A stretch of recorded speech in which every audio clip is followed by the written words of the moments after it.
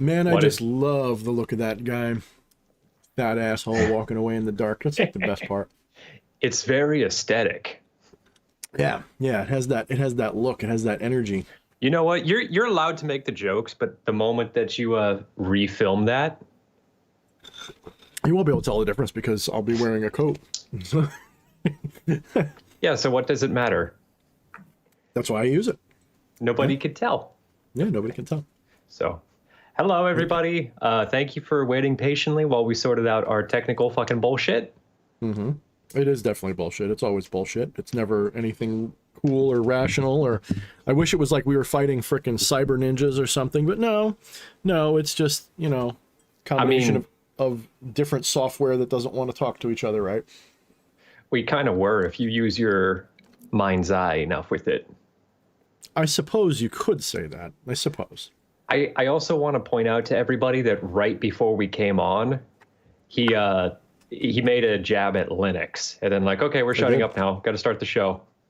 So I knew I couldn't clap back. Well, it's one of those things where, it's just obligatory. You kind of have to. I've never used it, so therefore I'm an authority on what's wrong with it and what's good about it. And I remember when it first came out and all my friends were like, you got to do Linux. And it was like, I don't know. Like, it's enough that I build my computer. I suppose you're right. But I will say one thing. Windows 11 ain't looking too good. No. Like, I don't fucking trust Windows 10 to not track me and spyware me and do all that shit. Oh, no, it's fucking spyware, dude. Right? It's just spyware that runs games pretty well. Yeah, right. Exactly. And that's what I heard was that Linux doesn't do all that, but running games is a little bit more of a pain in the reticle. So we'll see. I'm taking the plunge here soon. No, like I look forward to hearing about it, and I have no intention of ever fucking with it. I'll bring you around. Yeah, Faustian says Windows 10's already spyware. Exactly, I agree. Unfortunately, it's the most stable version of Windows I've ever used since the 90s, so I guess we'll just have to accept it, but yeah. Oh, Phoenix Prism is asking about some old stuff. Yeah, that's some bullshit. We're pretty aware. Yeah, I don't know, Phoenix. We don't, here's the thing. Like, I mean, we can bring that topic up if people need to. I am friendly with EA. EA is a friend of mine, but I don't talk to him all the time. Like we had our little what do you call it? A bromy moon. I don't know what you'd call it when you like make a new friend and you spend a lot of time talking and stuff. And then we're still friends, but he's got his own life. I've got mine. And, bottom line is this: I'm not my brother's keeper. I don't generally or genuinely know everything behind the curtain in his mind's eye. He is a friend of mine though, and I support him. Everything he's ever shown to me was human, and humanity has within it lots of peaks and valleys and dark places and nooks and crannies. And I know for as well as anybody on an outside knowing someone through the internet, I know, what I know of him is that he would never condone that kind of behavior at all. And the BBC, of course, is just fishing for controversy and headlines and ways to potentially smear political right-wingers in particular, with Satanism, which is rather ironic because the lion's share of, the lion's share, we'll say, of that spectrum of people are not into Satanism. And if they were, anyone who knows genuine Satanism of any sort or any left-hand path, we all mock the shit out of people that do things like that. We hate them. They don't represent us. That is not what we're into. That is a Hollywood rendition of Satanism. That is a horror movie. You're accusing us of Satanism? Oh, no. We're onto something much worse. Darker. Way groovier.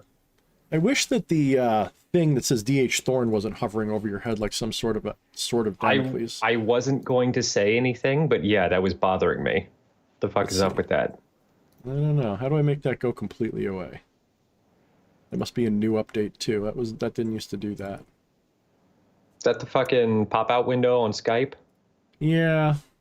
I'll fucking drag it to a different part of the screen and then close it. I don't think that I can't. I don't know. Why are we even still using Skype if we're just window capturing? We need to switch to Discord or something. Well, Discord mirrors everything, and then I got to remirror myself and mirror that and remirror this and that, and then You don't got to mirror yourself if you're transmitting through camera. Oh, that's true. No, what am I thinking? Yeah, you're right. Yeah, you're actually right. I think it's because the Discord one is a little bit less, it's a little bit more flaky. I'll have to try it again. I tried it with the classroom stuff, and it was difficult to keep it sized right, because apparently it's Skype, at least if I move the window around and change its size, doesn't necessarily affect it at all. It's only what shows on the screen that really changes it. Let me see. No, that ain't the right way to do it. Oh, this is all horrible. New call screen beta. I don't Seriously, we are not incompetent. That is so much better. That's because they put up a new call screen. All right, let me fix that. We're not incompetent when it comes to tech. It's just this fucking, like, they change everything. It bodging together fucking 12 different utility programs to try to make it do one thing. Like, I don't know how it just works for other people, because it fucking fights both of us. Well, we wait till the last minute. That's number one, to be fair. Number two, they have tech geeks whose their only job is to do that shit. And oh, so, yeah, they got people, but where are people? Right, we're it. We need better people. I like our people.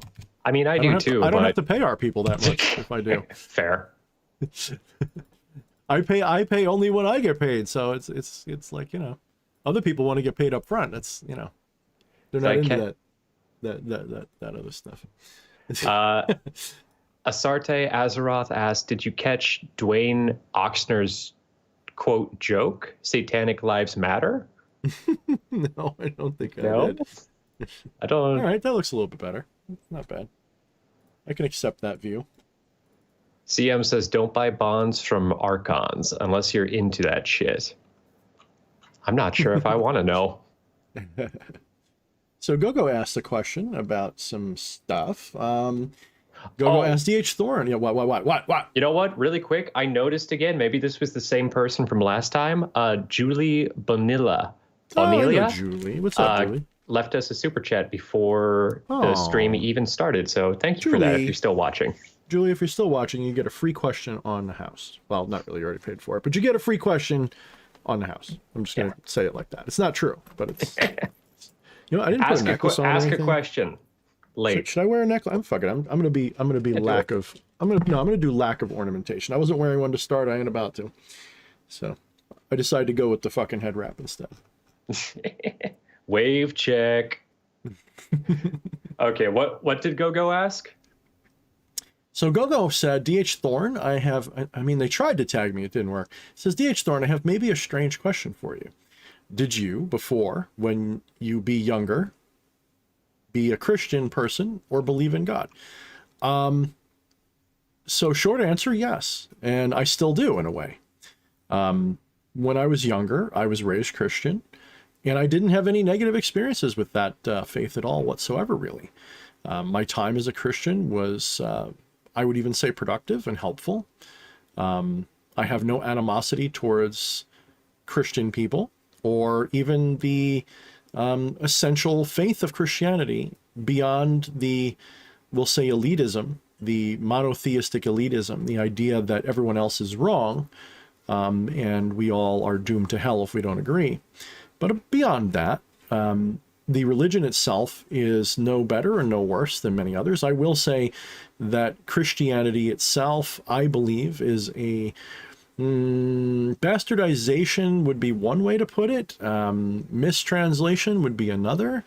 Propagandistic might be yet another. It's a politicized religion from antiquity, and you know, I believe that both the Old and New Testament have value in their own way, but not as, like, you know, treating it like some sort of esoteric truth.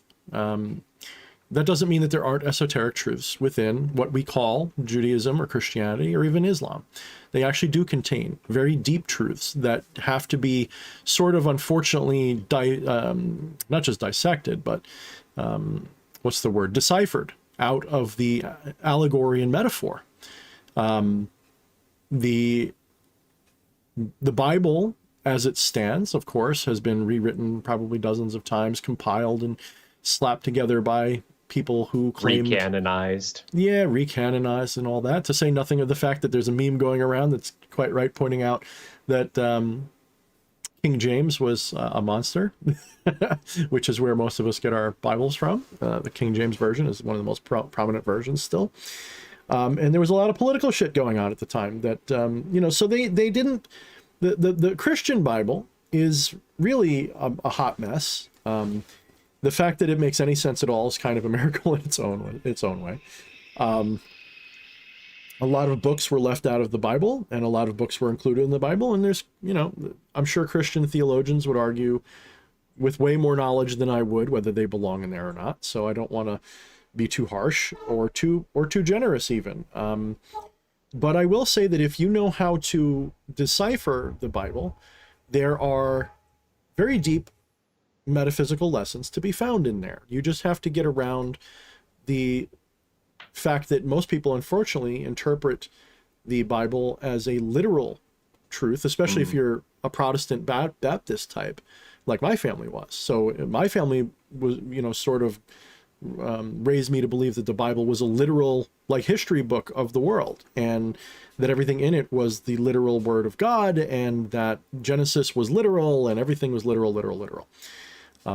So then, of course, as I get much older, I eventually start to question things, and I find out that the Bible is, of course, at best, you know,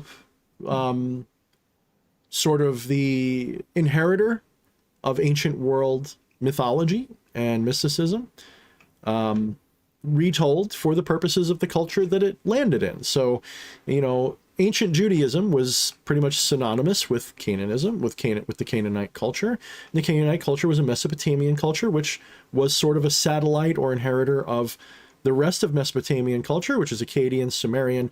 So this is why the Sumerian historical records, what we have, corroborate certain things in the Bible, but it's obvious that the Jews got the, you know, the later version of things several thousand years later. It'd be like us right now. You know, a lot of people don't realize this, but when we think about the stuff from, say, even Rome around the year 0, as we call it, a lot of that stuff, while accurate to a point, isn't really an accurate representation of that culture at all. It's an accurate representation of what they wrote down, but not an accurate representation of what actually was, because of course people write things in a way that suits them and makes them in the best light. And as my buddy Eddie and I were talking today, because we're trying to come up with terminology for something that I'm working on, and he knows a little bit, well, quite a bit more Latin than I do, but you know, he proclaims to not be a Latin expert, however, so if I get shit wrong, it's his fault for being wrong too. But we were talking about that, and we were talking about the difference between, you know, vulgar Latin and, of course, the Latin of the classics, which was written in the higher form of Latin, the more, you know, the Latin that would have been spoken by the powerful, rich, well-educated, etc. The Lord's Latin.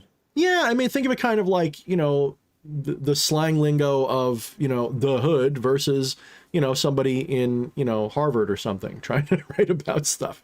Although these days, I don't know if there's much of a difference. Ha ha ha. But saying the King James is repping that pig Latin. Speaks for the streets. Yeah, not quite wrong.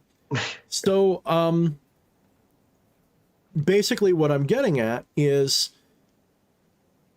the Jewish people, okay, for better or for worse, were a nomadic cult of the Canaanite people. They're all Semitic peoples. They're all from the same culture and tribe and region, more or less, with some, you know, intermarrying, all that kind of good stuff. And the Jews in particular took on elements from both Canaan and Egyptian culture and their own nomadic things. Some people even believe that Yahweh was originally a warrior chieftain from their tribe, although that is sort of neither here nor there, because I sort of ascertained that the true understanding of the term, you know, Yahweh, Yahweh, whatever, is equivalent to Brahman, okay, and the personification of God is the Atman, Okay, and maybe that's just me, you know, just projecting my beliefs onto another culture. But ironically, if we carefully filter through the allegories of the Bible, we do see that it is not incompatible with non-dual metaphysics. In fact, it's quite compatible. It's simply understood on a different level. So, you know, it's an interesting thing, and I would give a lot of credit to the fact that without that culture and that memory, that cultural heritage, we wouldn't have a lot of what we have. They had the best records for a long time for a lot of people that maintained records that we were able to use to figure out the rest of things. But what we learn, though, is that the Bible, at least the one that most Christians know anyway, is written so far after even the apparent creation would have been, and the oldest cultures that we know for a fact existed just from their writings, let alone the archaeological evidence that these, you know, what's his name from the creationist circles. Oh, you're asking the wrong person. Ken, I can't think of his name all of a sudden. I used to like worship them because when I was younger, it was very interesting to me. And then of course I figured out it was just bullshit. But the people who believe in dinosaur arc. Yes, exactly.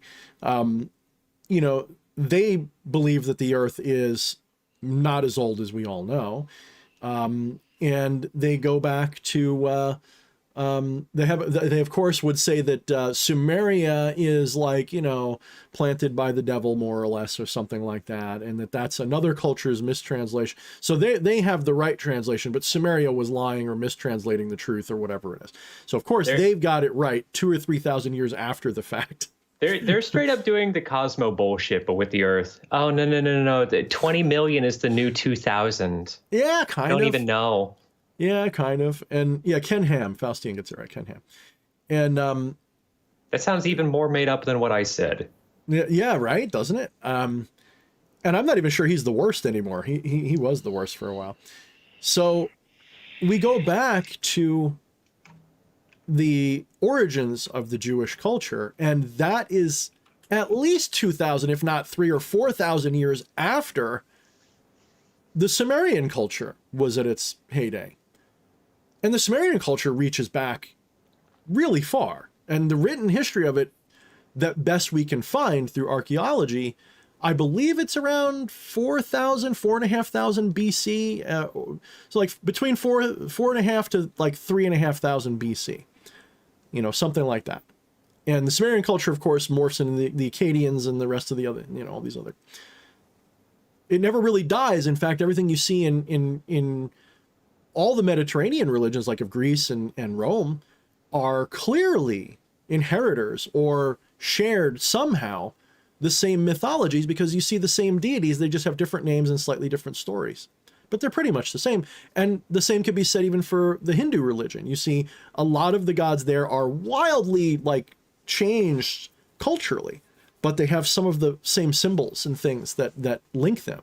So like Shiva and Poseidon actually have a link through the trident and some of the other aspects, that, especially if you understand Poseidon to be Enki. Enki and Shiva are really similar in a lot of meaningful and important ways. It feels like everything is just a fucking remix of a remix of a remix. Yes. Yeah. And like it's painfully difficult to be original, but does it feel like at a certain point, like everything just becomes so diluted is the wrong word, but it gets at what I'm pointing at. Mm-hmm. Everything becomes so diluted and misunderstood at a certain point that you just want to tear it all down and start something new. Yeah, exactly. That's what I'm doing actually in some of my new things. This is why you have some of these organizations that understand that all of these beings are egregoric in nature. That doesn't mean that they're not based on something, but you know that they're egregoric in nature. Thank you, EA. Thank you, brother. I'm glad you. Hope you enjoy your chicken parm Alfredo. So don't worry about your attention, brother. But we do see you and we love you, man. I'm glad you're here. And we should have you back on again soon. I don't know what your plans are. But maybe after this, I'm going to be having El the Alchemist on next week, and then maybe maybe we should do something in time for Christmas or something. That'd be kind of fun. So let me know if you want to do that. I was just thinking about you today. I was going to text you, but I didn't get around to because I've been busy with my own crap. But I'm hoping you're doing well, brother. And we will be talking about you. And someone asked the Satanic Panic questions, so I do want to get to some of those because they're important questions, believe it or not. I've been waiting for a response from your kin too. They messaged me and about getting on the show and haven't heard back from them. Who's kin, mine or ES? What are you talking about? No, ES. Oh, okay. Oh, okay. Oh, the youngin? The youngin? Yeah, youngin messaged me. Haven't heard back from him yet. Yeah, we haven't had her on in a while. We can have her on again. That'd be really cool. Yeah, fuck yeah. Both of them are welcome anytime as far as I'm concerned. Yeah, that would be really cool. I mean, you know, and we'll have to make a night of it and do something fun. I think people would enjoy seeing you because of everything that happened, brother. So, and you know, I'm always down to hang out. So, but yeah, so you know, I know as soon as you bring up anything to do with anything Semitic, people get bent out of shape, and I am not Jewish, so maybe I shouldn't speak. That would be the opinion of other people, but I think that, you know, it's fair what I'm saying, because I'm coming at it from more of an anthropological position, not trying to be critical of it. I think what you're saying is fine, but there's just there's some guilt within me that whenever I hear, you know, somebody even well-meaning say the phrase "the Jews," yeah, I know. Everyone gets all like you get tense because you know someone might be, and that speaks to that. No, it's not even that. I think it's more just association of like, oh, that right there is the one phrase that kills every otherwise entertaining conspiracy theory. Is the moment you utter "the Jews." Oh man, this was fun. I loved hearing about the fucking reptilians in Antarctica. Now you brought the Jews into it, and now I just can't have fun. Fuck you. I mean, you know, there's a lot of irony that goes on, and it is one of those things where there's correlation going on. Sometimes it seems from the outside. I don't know, man. I try not to weigh in on that stuff because I don't know. You know, I feel like there's so much going on, you know, in this world that we don't know. And I am not, you know, like I just said in our own political channel, I don't believe that races are a biological reality. I think that they are a cultural laziness that we use, a tribalistic laziness that people fall back on because nobody can really keep track of. Because nobody can really keep track of all the lineages and things that, you know, if you want to say like ancestry matters, but races are a lazy way of describing it, and it only leads to stupid, you know, thinking. It leads to very lazy interpretations of data, you know. Eddie's here to flex his Bible knowledge. Thank you for that Bible knowledge, Eddie Monster. You will be getting a thank you in the book someday, perhaps. We'll see. We'll have to see. You have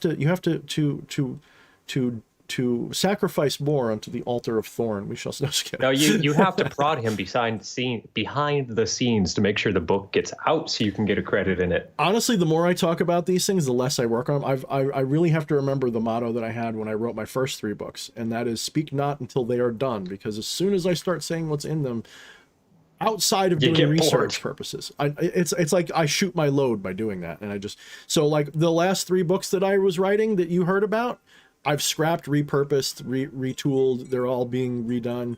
I have a different plan in mind now. So, you know, give me some time, because I also want to write fiction, and fiction is harder for me, ironically, even though I'm really good at world building and all that. I have a hard time writing fiction, ironically. I have an easy time telling the story, a hard time writing it. So, you just need a fucking campfire. Oh, wait, we have one right here. We do. In a manner of speaking. We do. Yeah, we should do a virtual campfire. That'd be cool. Fuck yeah, dude. I just realized I am like huge on the screen and you're like minor. You're like small. You're like a visitor to Epstein Island compared to me. Yikes. Whoa, that's in the news. That's topical. Whoopie doodles. But you know who isn't small? Jay Sauber with the super chat. Thank you very much, brother. Jay Sauber. Appreciate you, man. Thank you so much as always, man. How was my segue? Yeah. Oh fuck. Oh, oof. That's okay. Taylor Gang, read that out to me there, Fleshy, so I know what I'm dealing with. Tail gunning right behind Jay Sauber's Taylor Gang with another super chat says, DH Thorne, would you say Asmodeus is a great demon for love spells? And would you say he's fast with getting the person you want? So I did a video a while back with the title something about "Don't be a magical rapist," and I see it as there's different categories of love spells. Okay. First and foremost, any love spell that you are doing with the intention of, we'll say, bending someone to your lusty intentions. You know, we'll say someone doesn't really want you, but you want them, blah, blah, blah. That's closer to a curse. And it generally has the effects of a curse. It tends to break their, if it works, it generally just doesn't, it's not healthy for the target. And it's usually not healthy for you. A lot of the time, this effect, whether you want to say you're affecting them or you're going to the timeline where they fall for you, a lot of the time it sort of has a tendency to have like I wouldn't say a monkey's paw, but it has a tendency to never work out the way the person wants. Now, people who are just looking for sexual gratification, you know, that changes things a little bit, especially if you're intending for it to be mutual. Sexual gratification can be had with, you know, like, so let's say, like, if you're going, I want a specific person, that's a curse again, potentially, unless they want you to. So maybe they're just lacking the confidence to respond to you, perhaps. But I believe love spells really, and I don't mean to sound moralistic, but ethically speaking, are better if done to the self. That is to say, to heighten your own capacity and capability and improve yourself. They are just more ethical. Love spells done to a willing partner can also work. You know, let's say you're in a loving relationship with someone, then doing lusty spells on them is probably fine, because they would probably encourage you to do them if it would, you know, it might be nice to tell them about it. Maybe your ethics would require that. But even if you don't, you know, that's like wearing slutty perfume or something. Like, I don't see it as, you know, the same thing as bending someone to your will and forcing them to fuck you, right? So if I make a slight offering to Asmodeus, you know, Asmodee, before my wife and I end up in the same room, so to speak, and she doesn't know about it, that's not a big deal, because she's, you know, happy and willing and looking forward to it too. So it's like, you know, it'd be like me putting on a sexy outfit, right? Yes, Fleshy, I know you want to say something. What you're saying is, like, don't use it as your magical Epstein. Oh, use exactly. Use it as your magical Viagra. Yes, that's a safe way to put it. Or your magical life coach that helps you with your romance, right? A love coach, you know, something like that. So, you know, Eddie says perfectly, any spell that attempts to directly manipulate the will of other people without their consent has the possibility of backfiring badly, because their own divinity is going to potentially resist that and reflect back whatever bullshit is involved. So that's, you know, so generally there is magic that is done to improve the self, to bend others, or to just increase the odds of attraction on others or something like that, to increase situations. Okay. That's a fair way to do things. So, you know, maybe you can only improve yourself so much, and you want to make it so that someone who would be interested in you notices you. So you're doing this in an ethical way, you know, that'd be fine. That'd be fine. Now, as far as Asmodeus goes, Asmodeus, if you understand his legacy, history, and story, is not what I would consider a good romance expert. He is a jealous, vindictive, vengeful, dark spirit that is not interested. I mean, yeah, he's very much into fidelity. In fact, whenever I work with Asmodeus, he does not like it when I work with other spirits at the same time. Not saying he won't. It's just that he really likes to have your attention. Okay, he really wants your attention undivided unto him. And he is very wrathful, very powerful, very wise. But he is not there to give you the everlasting love life of your dreams, where you meet your soulmate and you go off and have 10 kids. That is not to say he's not interested in that, because if you look at his story, he was so jealous that he basically destroyed the lovers of someone he was interested in. So he's actually better for jealousy purposes. You know, if you've got someone you want to instill jealousy into, or things like that. He's also good for lusty stuff. One could say he's like the king of the succubi or the incubi or whatever. He whenever I've encountered him, he's surrounded by lusty entities that are just constantly like trying to just be lusty. And I would say that working with Asmodeus is quite good in some ways. Now, one thing I will say, like me and Eddie and Lamia actually had a conversation recently, and it came up this idea of succubuses, like people who want to, we'll say, create or encourage or find a succubus as a lover or something like that, or something, people who are afraid of that stuff. And, I would argue that those entities will feed upon you to the point where you may be unable to deal with real people. That is to say, a lot of these incels, whether they be male or female, I guess you can have the female version, I don't know if there's a different word for it, but people who literally can't have real interpersonal relationships may already be the victim of a succubus-like entity that has more or less diverted their sexual and social impulses away from social interaction and made it purely self-stimulatory potentially. If that's okay with you, hey, that's good. That's fine. I don't think there's anything wrong with being like, screw it, I don't need real people. Give me my real doll and a sexy succubus to make me into it, and it'll be fine. Not judging it, but if that's not your intention, then beware. Victoria says femcel. Yeah, femcel I think is maybe a fair word. I don't know. Is Asmodeus fast for love spell purposes? Taylor, my philosophy is not about results-oriented stuff like that. That's not to say it doesn't work. It sounds to me like you've got a very specific attachment, and you're kind of looking for someone to give you permission to try. And I would speak to you from the perspective more of a dark mystic rather than just a magician or a sorcerer.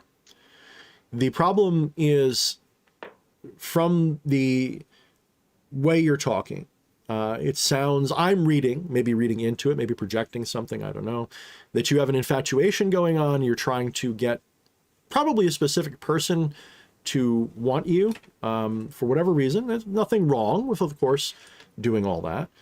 But I would also suggest that you recognize that the better use of magic is not to satisfy the base urges, but to help you become non-attached to them. That means, yes, it does mean getting them to happen sometimes. Sometimes the only way to quench a fire is to put it out, right?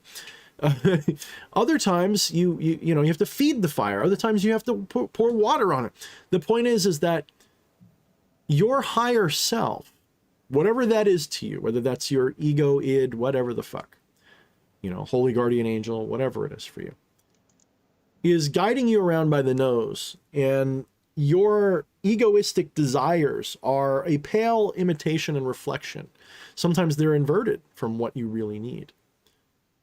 But if you have a strong enough desire to compel someone to fuck you, and you're willing to work with a spirit like Asmodeus, Ashmadeva, look up Ashmadeva to understand this spirit. If you're willing to work with that spirit just for the intentions of inspiring them to fuck you, I wonder about your attachment. I'm not judging. I know it sounds like I'm judging because there's an element of judgment going on, but it's not judgment like I think you're a bad person judgment. I think you're probably attached to the desire. And the fucked up thing about magic of this sort is that you will get the object of that desire. And often it will be, well, sometimes it'll be very satisfying, but you might actually be shooting yourself in the foot long term.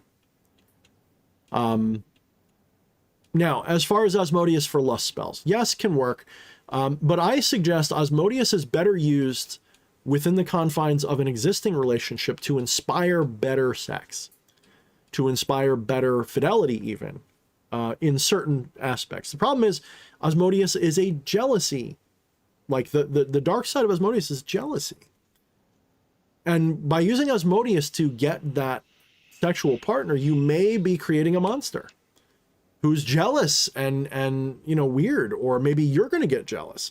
Jealousy often follows. Look up the what is it? The nuns of so a bunch of nuns blamed, you know, Asmodeus for their sexual impropriety. Oh, I know about this. Loudon, the nuns of Loudon. Yeah. Look that shit up, okay? You know, this is the kind of stuff that you're working with. I would suggest, if you're looking for something that is, so different demonic entities are better for different aspects of love. So if you're looking for something that's more, if I say wholesome, that can bring up the wrong impression, like it's going to be like, you know, grandma's milk cookies or something, but something more wholesome and relationship oriented, you might want to focus on, say, Dantalion. If you want something that's more about just getting sex, you might be thinking about Zipar or even Beleth. Beleth is really good at certain types of romance, as is Zipar. Although I've heard Zipar is better for, I've never worked with Zipar, so I don't know from first-hand experience, but I've read, some people said that Zipar is really good for non-binary style stuff more than anything, for whatever reason. Oh, you have my attention, sir. So, but it's mostly about, you know, what is your ultimate intention, and why do you have it? Why are you attached to this question? Why do you need this? Why is this a thing that you are, you know, asking about? Now, I saw someone tell you that you should really, really focus on meditations and things, and I agree. Yes, you can make a pact with a spirit without any skill at all whatsoever and hope and pray. It's basically doing a prayer, you know, and it may or may not work for you. If you can make connection, then it's even better. By all means, go for it. But, you know, I'm not the type to say, like, moralistically don't do it or anything like that. I'm the type that just kind of looks at it and goes, I have a feeling that what you really need to do, if I was giving you a reading and telling you what I think is better guidance, it would be to sit in meditation and maybe work with your shadow and figure out why you feel the need to do magic for this purpose, rather than just, you know, find some other sexual partner. You know, maybe you're young, maybe you're in your, you know, early 20s or something. You don't have that much worldly experience. Maybe you're having no luck with specific people. Maybe you're just so intoxicated with a specific person, and that's understandable. But here's the thing, okay?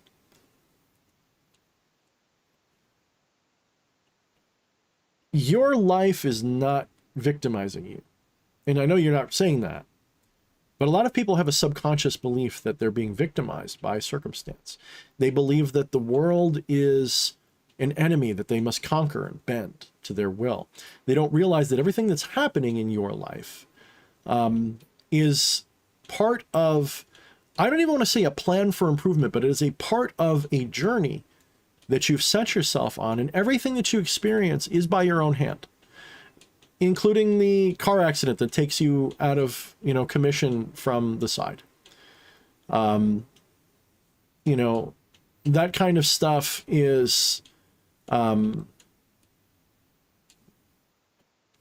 ultimately you're doing, because you are ultimately Brahman and Atman as one. You are the divine, and you are the central awareness. You are chaos and the awareness. You are everything.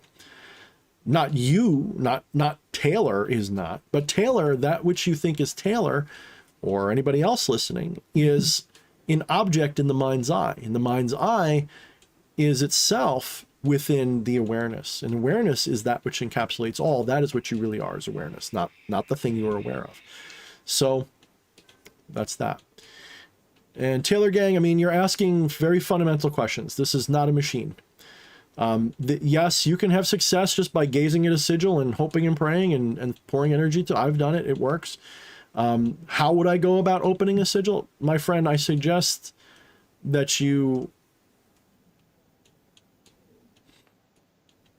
there's so many YouTube videos about this subject, and so many Google searches that would answer that question. And there's quite a number of different ways of charging and opening a sigil. And when someone says, I'm struggling to open a sigil, that's a very specific way of thinking about sigils. Maybe instead of thinking about opening the sigil, you need to open within your consciousness what the sigil represents. Instead of seeing it as you're opening something external to yourself, recognize you're opening something internal to yourself. You're calling forth something from inside you. That's the meaning of evocation. And invocation is bringing something into yourself. It's evocation is bringing something into the physical or into the external, usually from within, or from within someone else. And so if you're trying to open a sigil, what does that even mean? So, all right. I mean, this is with no backhandedness or disrespect. Try a couple of basics. Read a 101 book or something, or honestly, just play with some of the shit. Don't necessarily seek validation from a couple chuckle fucks on the internet. Just if you think it's going to work, play with it and try it out. It might work for you. Use this shit not as you don't pull the fucking lever and shit goes brrr. It is the lube which will help you on the activity which you are already doing yourself. It's a pair of fucking running shoes. They're not going to make you run. They're just going to help you run better. Get out there and fucking run. And building on that, if your reason for doing magic is to get some specific outcome, that is not the style of magic that I'm interested in teaching people. Magic to me is a validation tool that helps confirm your divinity. That's what it's there for. It is not a vending machine. It will act like a vending machine, especially in the beginning, because you are rebalancing the energies of your mundane life to better teach you what you are. That's how I see it. So you're causing synchronicities. And by causing synchronicities, I don't mean you're causing the events. I mean, you're causing the acknowledgement of synchronicities. That's really what it is. The way to look at it is it was always going to happen, but you did the magic so that you'd really notice it. That's how I see it. And that ruffles the feathers of a lot of thaumaturgists who swear up and down that they can cause the moon to fall out of the sky if they just work hard enough. I would argue, how can you tell the difference between a prediction and a cause? Because if you are the divine, prediction and cause are the same thing. So it's like I know I'm going to grab this cup. Was that a prediction or a cause? Well, I did it, so it's a prediction and a cause. They are the same. The cause is what you tell yourself when you need a little pat on the back. Right. And we all need that sometimes. Cause and effect is an egoistic concept. Numinous Luminosity asks, was EA quitting arrested recently? You can ask him yourself. He's here somewhere. He was just watching a few minutes ago. I think he's going to make dinner. Yeah, he's back and forth with shit.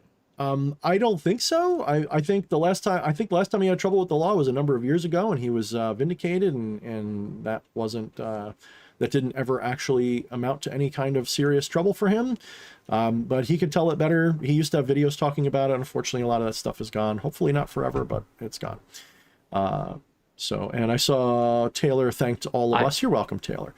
I do hope that this is not just a means to an ends for you, Taylor. I hope that you, instead of seeing this as a way to get something, which is a very dabbler's approach, it's a very beginner's approach, which is okay. No judgment, but the sooner that someone can, the sooner someone can steer you into what it's really for, the more success you'll have, believe it or not.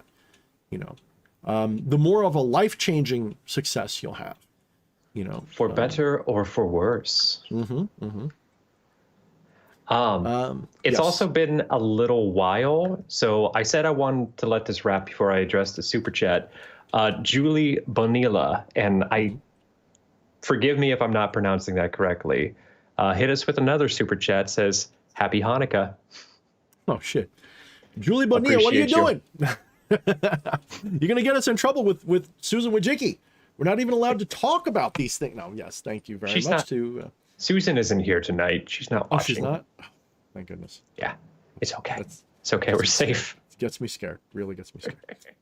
Susan Wojcicki. Tell me you're Polish without telling me you're Polish. All right. Just kidding. They might not be. Relax. We don't do that here. It's just jokes. I've got a couple questions that I've been saving and lining up. Do you want me to hit you with a couple of the topics they're about, and you choose which one you feel like answering. I will say I do have one highlighted. That's the one from Nature's Wrath that just popped up a minute ago. So if that's on your list, at least keep it on your list. If not, put it on your list about magic and science being reconcilable. I absolutely have a very, very firm opinion about that. That may be interesting, if not helpful. You know what? I'll start with that one. There's the one from Nature's Wrath about the scientific method as it relates to magic. And I have various different ones asking about working with different spirits. And actually a lot of Fleshy's ones about spirits. Fleshy's choice. Give me the spirits ones might be easier. So let's do Fleshy's choice. Give me one of them first. Let's do Alex the Kid asks, have any of you guys ever worked with Agares? How is his character like? I haven't. I am not a Pokemaster, so to speak. I have never worked with that spirit. I don't want to.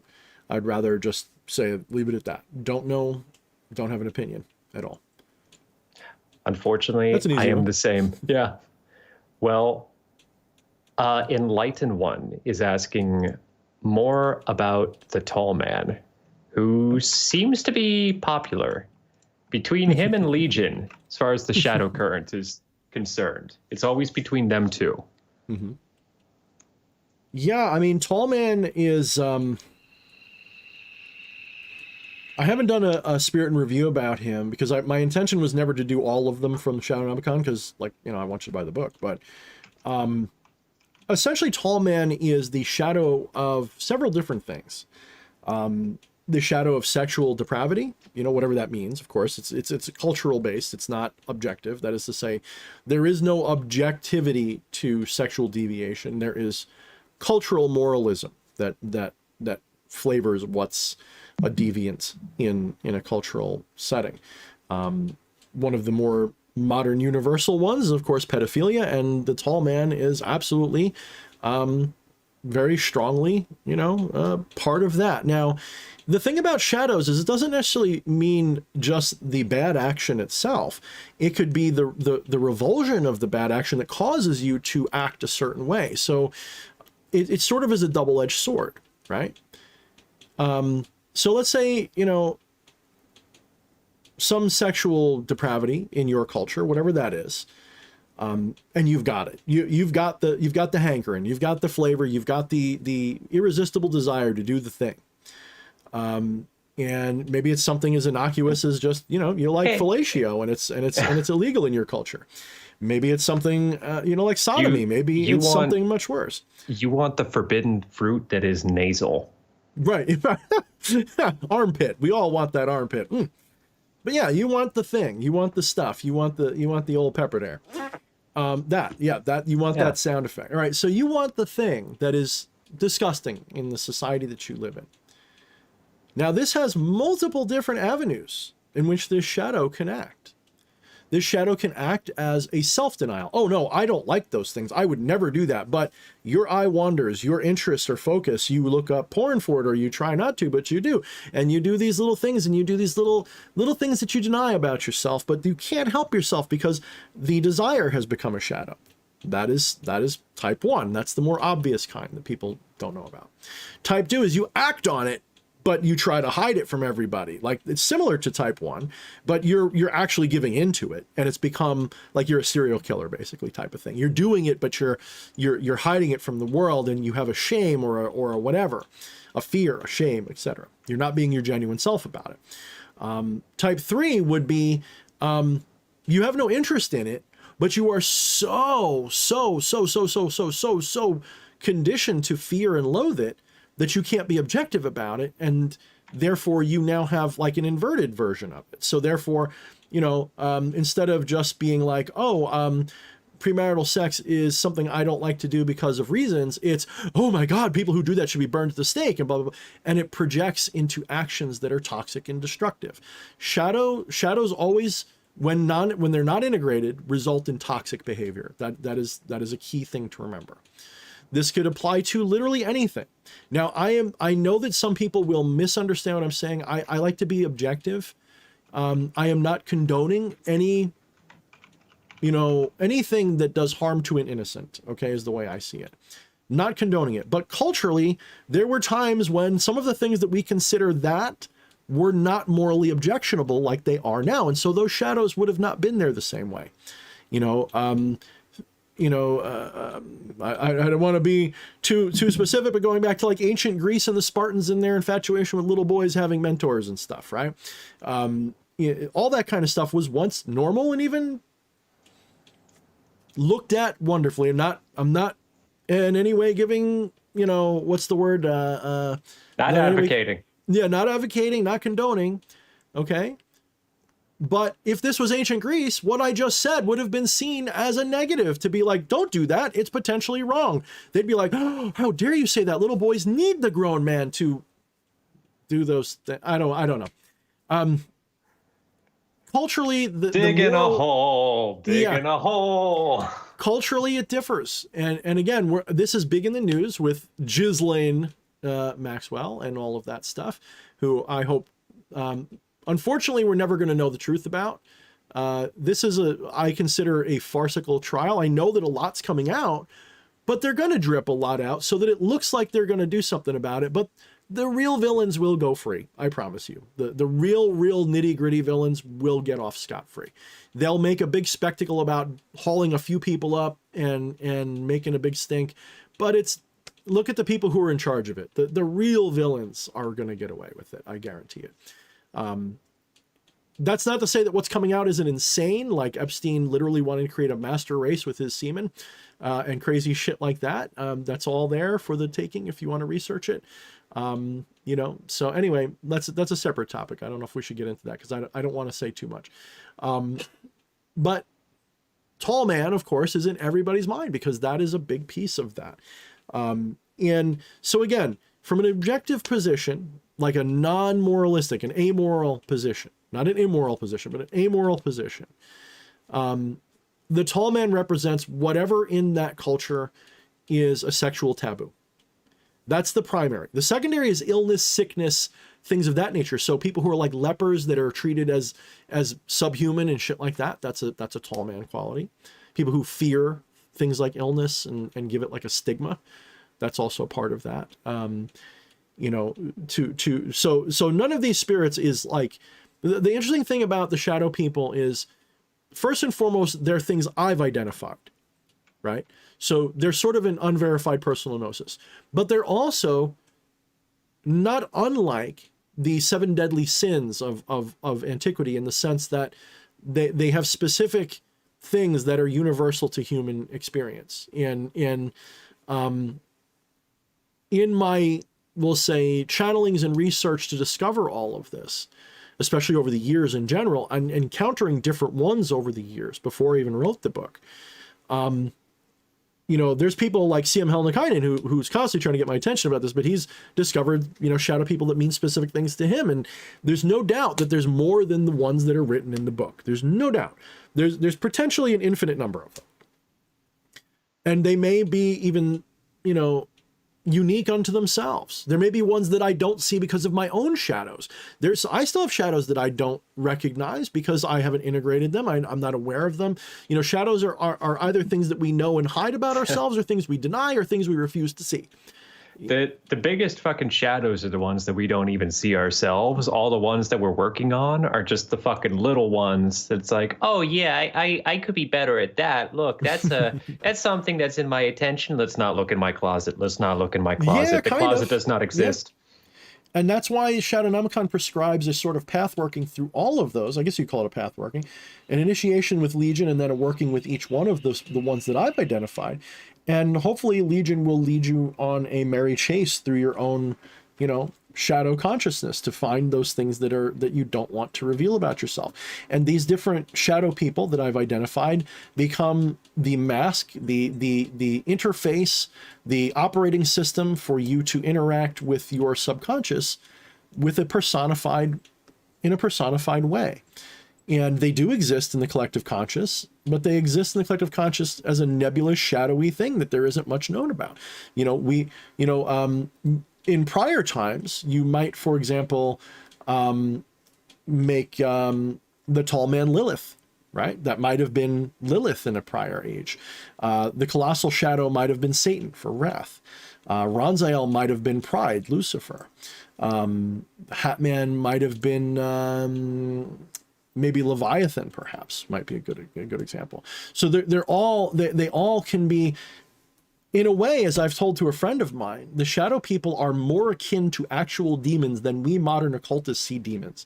Modern occultists treat demons as daemons. We treat them as positive, often benevolent spirits that mean no harm, even though that's not how historically they were always categorized. Like, again, Ashmadeva, Asmodeus, there are no positive stories about Ashimadeva in recorded history that we know of. The only one that might be positive relates to, I believe, an ancient Phoenician deity of fate. It was a female deity, with a sheep head, like a sheep skull as her symbol, and it was a deity of fate, and it was a positive spirit, I guess, but that's the only thing that matches the name in antiquity that wasn't a demonic evil bastard that was subjugated by Solomon, or some similar story where this bad guy was made useful, is often how it's said. Sort of a dark anti-hero to some people will even say. But yeah, so we in the modern occult era, for whatever reason, project onto these beings what we want them to be. And that's what egregores are like. Egregores are, as much as they are living and self-aware and self-articulating and self-actuating, since they dwell within the collective mind or collective conscious of those who interact with them, what we believe about them has a big effect on what they're like. It's a two-way street. Just like Fleshy and I interact, and he's his own entity with his own agency, but my opinion of him can influence him, and it can change him over a long enough period of time. Oh, Fleshy, I love that shirt. You look really good in white shirts. And from now on, Fleshy wears white shirts. It becomes parts of his identity. You want a clearer example? I'm on this show. I need more fingers. Yes, that's a great example. And I can't off the top of my head, I can't think of any, but I know you've influenced me in many ways. I know that when we're on the show, my personality is different than when I'm by myself or with other people, as a chameleon personality type, where I tend to neurolinguistically try to match and mimic my companion in a room, because it tends to get them to be more receptive to what I have to say and think. This is why I'm really good at interpersonal. I can nail almost any interview unless I'm just absolutely not cut out for the job, because I know how to very quickly read the person and then act enough like them that they see in me something of themselves, so they feel comfortable. I can't help it. I don't do it on purpose. I'm not intentionally manipulative, but I am manipulative. I can't help it. You're a Gemini. You're a prick. Nah, I love you, bro. That sounded like a very Gemini thing to say. It was. I don't know where my Gemini is. I have to look and see what my Gemini is all doing. What's in my Gemini house? I don't know anymore. I don't think anything is. I think none of my shit's in Gemini at all.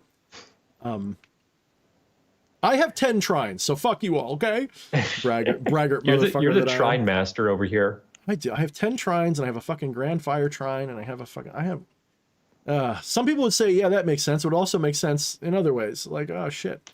This is why I've struggled so long. Like I'm such a laid back, lazy type of person, because everything is just so easy. It's just like, I don't feel like it.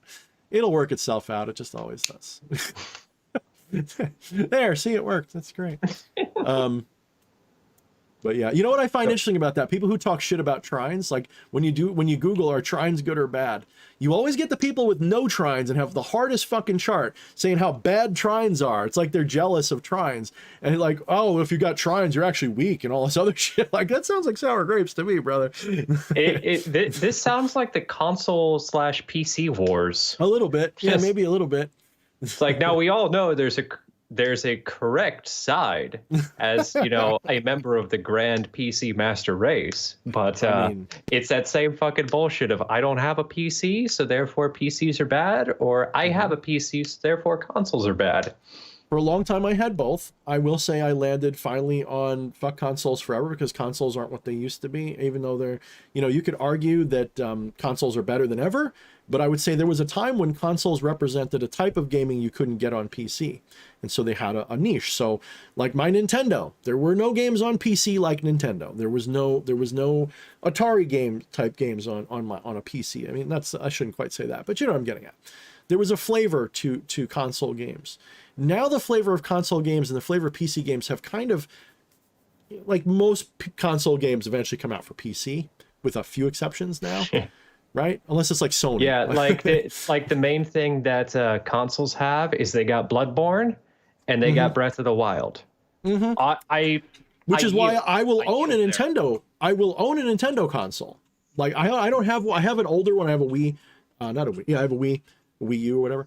I haven't got the newer one, but I would buy a Nintendo product because they're just so, their intellectual properties are just so in-house that you have to accept it and be like, if you want to play that game, then you got to, so I will. Sony pisses me off because there's no excuse for it, because they'll be like, oh, we don't want to release our game on PC, even though we could. And Nintendo could too, but it's like, Nintendo does it in such a way where it's obvious that it's so just unique to the company. Like, it's just got a flavor that's all Nintendo. Like, and so it's like, what do you want me to do? But I'm glad Sony's now going to be releasing a lot on PC. So fuck yeah. I appreciate that reference to Mobius. I feel like this just applies to a lot of newbies with Magic too. Just murder face. Why can't everything be easy? Isn't that wrong? Not wrong. Let me just, I didn't refresh the chat for so long. I have fucking space dots. Oh, Eddie remembers that's the new slogan of the new Aeon that Eddie and I are going to be bringing in. Oh God. Space dots is now the term for stars in astrology. We call them space dots. That was me who came up with that, and I was so proud of it that night, because he's like, "Fuck you, stars." I'm like, "No, wait, fuck you, space dots." That's the most childish way to put it I can think of. Fuck you, space dots. It's the Sky dots, dots, not space dots. Did I say space dots or sky dots? Either way, it's good. It is the bukkake upon the tapestry of the universe. Literally, if you know Egyptian lore. Literally, that's the Milky Way. Like, literally, it's the ejaculate. I'm not immature. I'm just knowledgeable. The Temple of Karnak, bro. Look it up. So anyway. Let's not go there any further. I think we've covered of the censors are going to be hitting it. So Wyatt Coverdale says, it seems like I actually have no questions, except for two. Have I officially tapped Thorne's supply? And are there any questions anybody has for me, chat or otherwise? I'm going to take over the stream. I will respond quickly to someone said I lost it. I had it and I just scrolled about. Here we go. So without removing the impulse to buy your book, can you give us an idea of what you mean by integration? Integration, that was from Will and Victus. Yeah, Will and Victus. That is unfortunately a vague word that means more than one thing. It's like the word Maya, right? It can mean a lot of different things. There's a lot of nuance to it. Integration. It's better to understand integration maybe as a course of things. Integration begins by awareness. You become aware of the thing. Okay? Let me give it maybe something more topical, maybe something more relatable to some people. Say you're growing up in the 90s and you realize that you are some flavor of LGBTQ. You know society's not going to like this. Or it's just coming to terms with it. So the first problem is accepting it about yourself. I have this thing. I am this. This is what I am. I am sexually attracted. Maybe I'm homosexual. I'm a homosexual.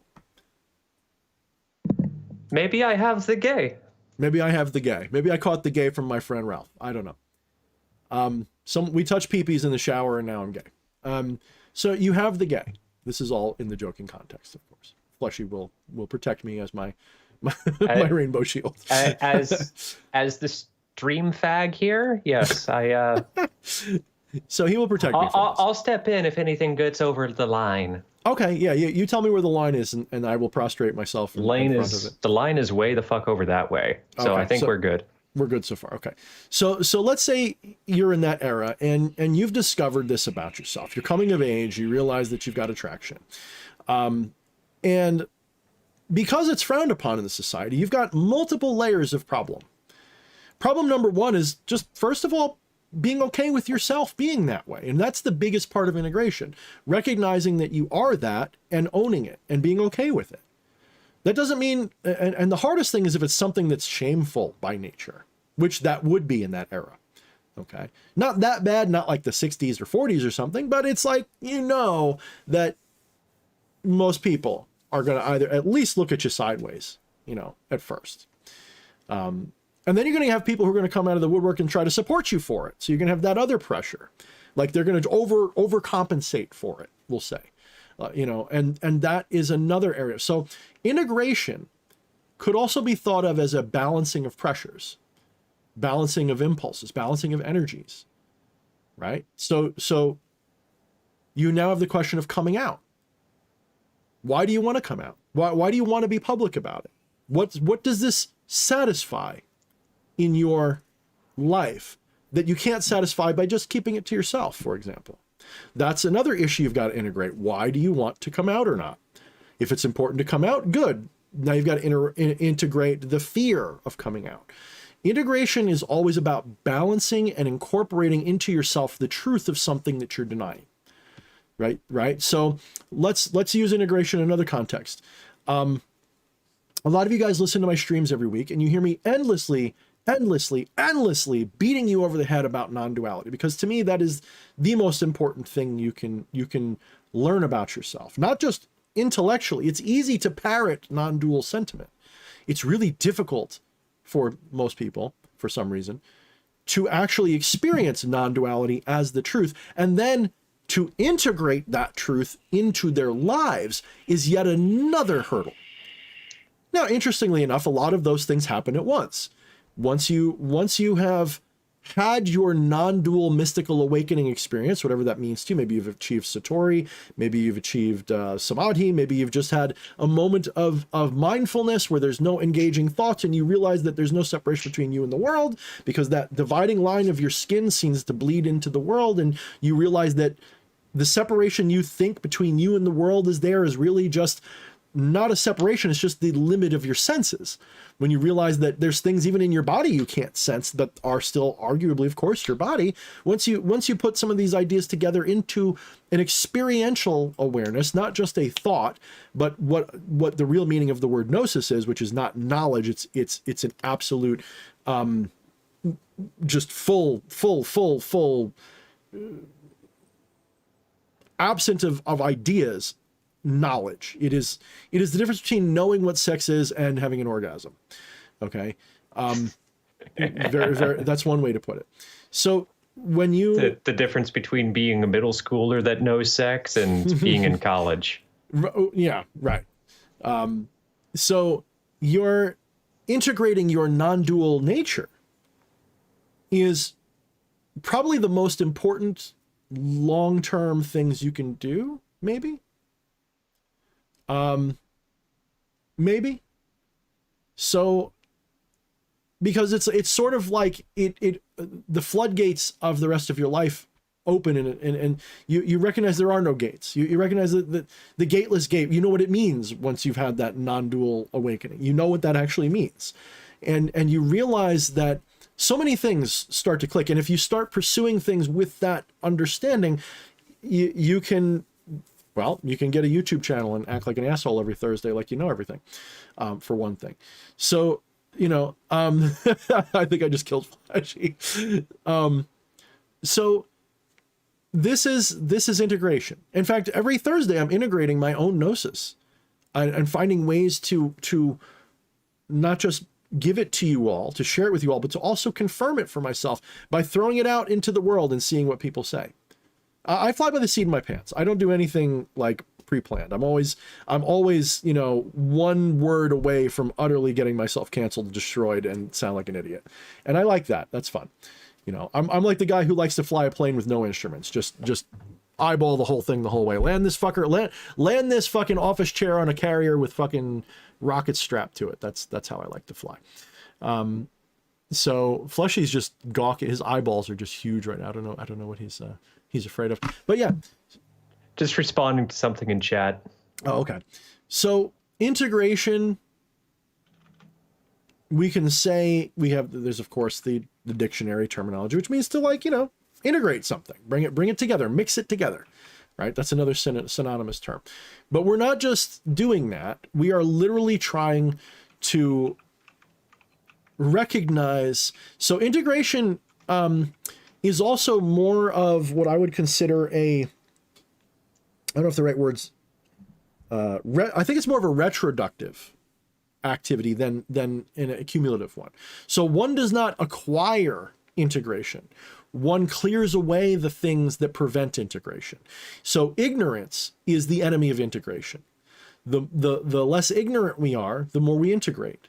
The more aware you are of your shadow, the more you identify the shadow, the more you become the shadow, the more you see it in yourself. And to bring it back to that original tall man question, what does it mean to integrate the tall man? Well, that means to completely accept that you have these urges that you're ashamed of, and then intentionally taking that bull by the horns to, I'll leave that up to you.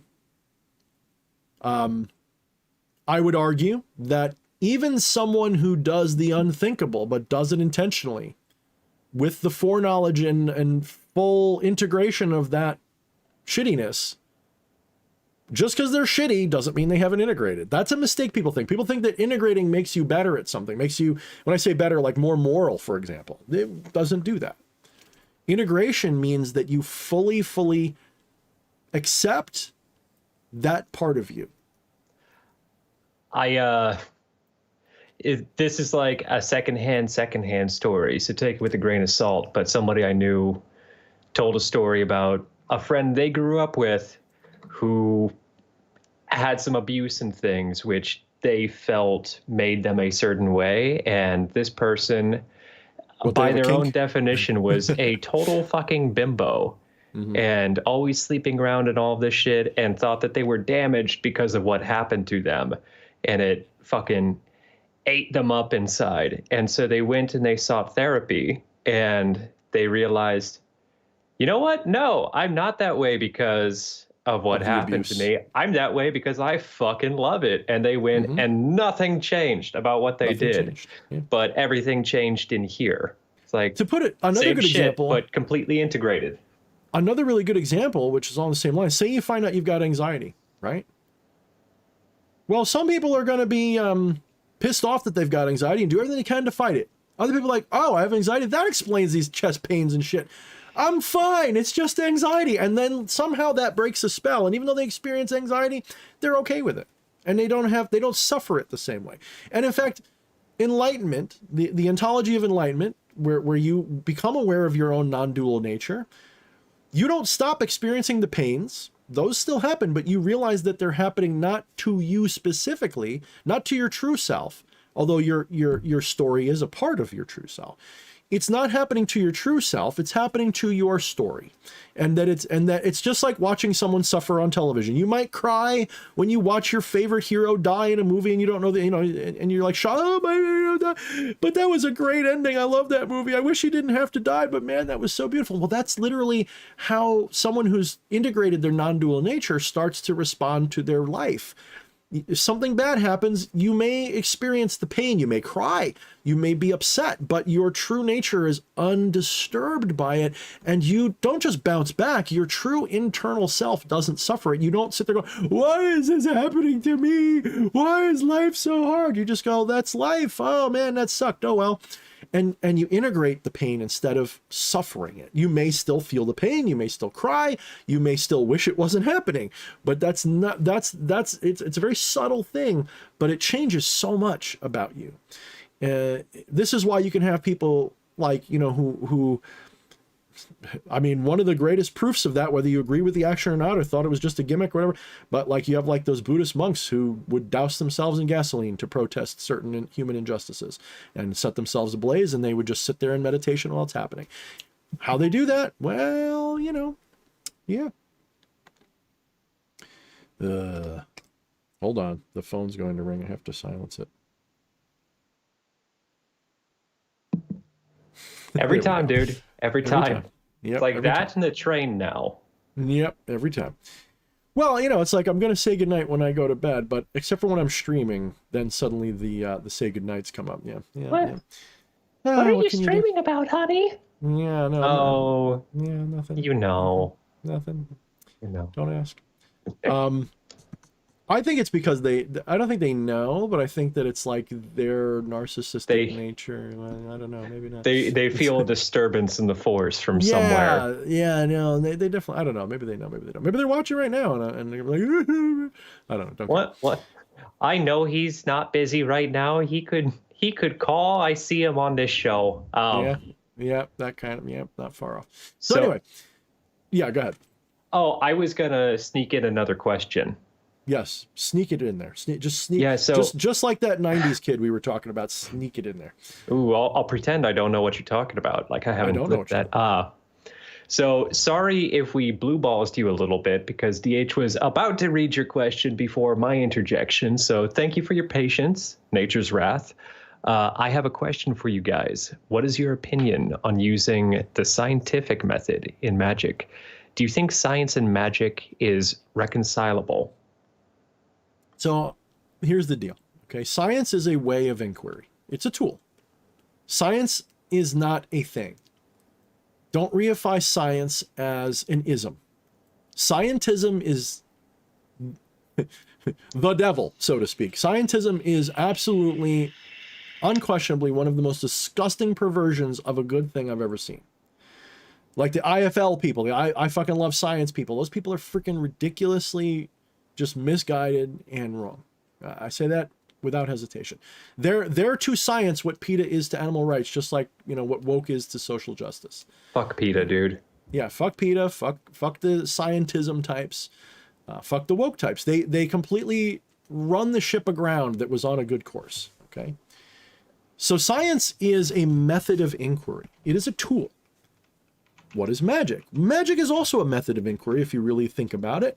It's a way to validate and inquire into your divinity by validating experiences that encourage synchronicities. That's my take on it. Okay? Some people think of it differently. That's fine. They have a right to.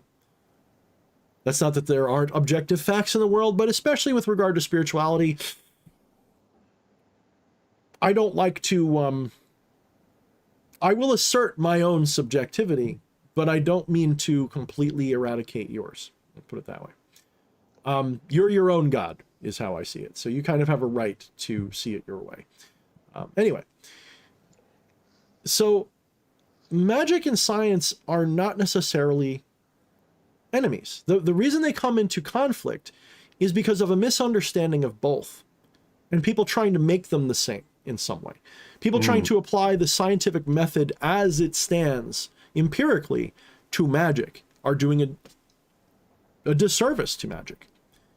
So this is a complex issue because what most people think of magic is the Hollywood variation, is the Hollywood mythology of magic.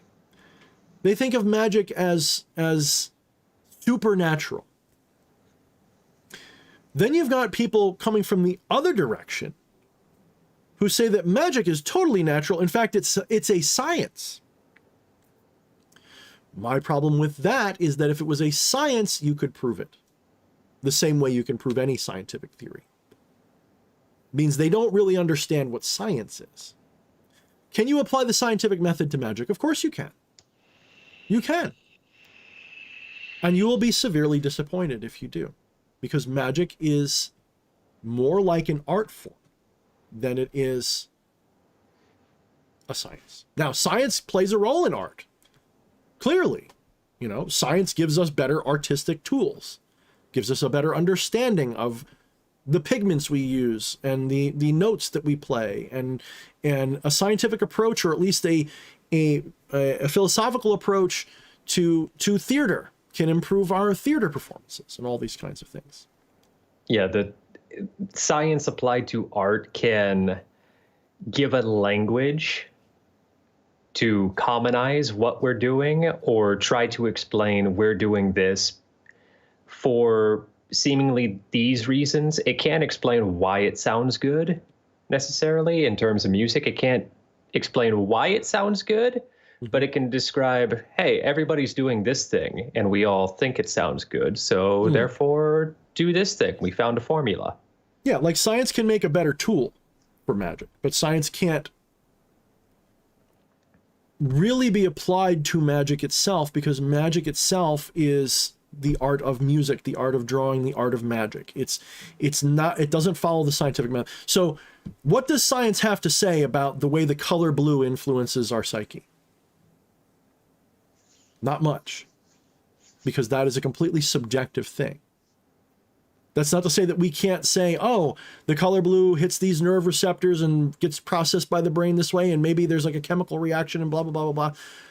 We can understand the mechanics maybe, but that doesn't influence the actual effect of the color blue on your psyche when you see it. Everybody knows, like, if you hear a sad song, what a sad song's probably going to sound like. So the scientific method, science as we understand it, is a method of inquiry. It's a method of asking questions with a rational approach that can be, the word's escaping me all of a sudden, not proven, but disproven, right? We can disprove a theory, or we can, and thus prove it, so to speak. So science is, you know, you make an observation, you try to explain it.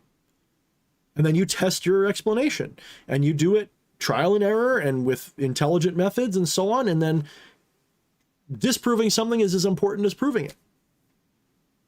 So science cannot explain why that happened yet. Gravity is a mystery, but they can prove that gravity is real. Whatever that is, that's happening. We can prove it because we have evidence. We can test for it. We can even measure it and tell you exactly how fast it's going to fall and why. But we can't tell you what gravity itself is yet. That's just an example.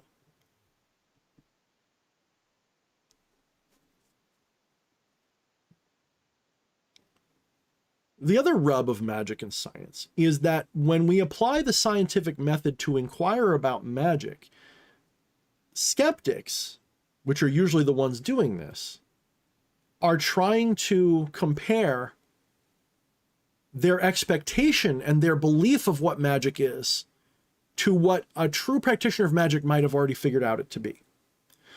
So I'll give you an example, okay? I forget it was Crowley, but the idea is that magic is an acausal way to influence things. That's one way to put it. I don't like that because I don't think I'm changing anything when I do magic. That's my take on it. But it is acausal. I agree about the acausal nature of it. So that means if it's acausal, that means there should be no way to prove or disprove that I changed anything by doing magic. It will always appear as a coincidence. In other words, a synchronicity from the spiritual side of thinking. Correlation does not equal causation, is a scientific term that everyone should know. So if I do a ritual for wealth, and then wealth happens to me in some form, well, the skeptic's going to say, well, first of all, there's the Barnum effect, which is you got any sort of financial windfall, anything, even you just got a tip for something that you normally don't get a tip for, and you say, hey, that worked, that's my prosperity ritual working. Be like, well, it's such a broad thing that of course it worked. That's the Barnum effect. And they're going to say, that's the Barnum effect at play. That could have happened for any reason. Let's say maybe instead of that, I got $500, something more substantial that's not so easy to explain. I won the lotto. I have a clear blue sky. Not only that, I found the lotto ticket on the ground. It's like so improbable. Okay, they're going to say it's a coincidence. They're going to say there's no meaning to it. There's just correlation does not equal causation. And then they will tell you if it really was that, then you should be able to duplicate that. You should be able to do it again. And this is where magicians fall every time. I have never run into a magician who can successfully pass such a test, a really scrutinous test where you are, I can do financial rituals. Okay. With predictable results that you can repeat over and over again.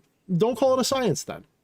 If you try to play this game in a scientific ballpark, you're going to lose every time. They will beat you with fucking experience. At the same time, I feel like people who hold the science, like, I don't want to bash on science because I am not that person. It's scientism, that line of thinking. If you try to bring that into here and apply it the same way, I feel like you're also going to fail. And not to sound like I'm encouraging some type of fucking 1985 doublethink, but I really think, I think that the line is different for everybody, and you cannot give in completely to one side or the other. You have to hold both of them at the same time and draw the line personally for you where it may. But yeah, I guess that's it. Just giving into one and excluding the other is just going to limit yourself, and it's going to suck. It's not going to be as good as if you were holding both in either hand. Yeah. And this is why I see magic as an art form, because magic evokes or inspires or causes attention to go to where something is that you want the experiencer to go. So what does magic do? Okay, now Eddie's saying, I saw his comment, and that's an idea that I've even written about and become the maelstrom, that magic was what caused you to even do the ritual in the first place. Good way to put it. Even that is that's maybe not perfect, but I think that's exactly how I put it, or at least that was a paraphrasing of something I've said and become the maelstrom. The magic is before the ritual. Even the magic happened the moment you decided to do the ritual, because that was the alignment of the ego with the higher self's will and intention. Okay, so people don't realize, they think that their ritual caused something, when the real magic was them deciding to align with that flow that was already there. That's the magic, you know. Magic is a question of first cause. What's the first cause of the outcome of your magic? Was it the moment you decided to do the ritual, or was it the ritual, or was it something else? Man, I just came here to learn how to summon succubus, and now he's fucking chicken or the egging me. Ah. And if you don't have an answer to that question, that's fine. But if you're not asking, I question your motives in magic, honestly. I think magic is a tool to inquire into our divinity, because what really happens is, what magic ritual does, whether it's a simple little jar spell or a meditation or a visualization or a big elaborate ceremonial ritual that takes you a week to perform, what you're doing is you're creating this cognitive bias so that when something happens, you're going to trigger on that, you're going to key on that and go, that had meaning right there. That was the reaction to so when I did my financial prosperity ritual and that $500 lotto ticket landed in my lap, the fool thinks that they caused the $500 lotto ticket to land in their lap. The wise recognizes that the ritual and the falling of the money into their lap correspond to each other. They don't cause each other. There's no cause and effect relationship. It is, you notice that you were already going to notice, obviously, because that's a wild experience, but the fact that you did a ritual for it too, holy shit, that's really scary. And that moment of, what the fuck, that's the magic right there. Bang. That question, that whoa, that holy shit, that mystical feeling, that synchronistic, something happened, I spoke to the universe and it responded. That right there, that's the magic. Not the money landing in your lap, that's the bullshit. Not the ritual, that's the bullshit. The magic was the awareness that you and the universe are in sync for a moment, because it tells you your true nature is not separate from the universe. So whether you caused it or predicted it, even all that is just analytical fluff. The important part is to recognize that perfect as above, so below union. You have become the Baphomet in that moment of wonder. That synchronistic bang, I just somehow am at this intersection of what I did in a ritual and it came to pass. That moment of integration is the key. That is the magic. That is the part that matters. And science can't touch that because that is not what they're testing for. The scientific side, the skeptic, thinks magic is the outcome or the cause and effect relationship between the two. The magic is the whoa moment. That's the magic. That sounds all new agey, but it's true. Because that's the only, we'll say, quintessential feature that's true in all different expressions of it. The whoa. Now,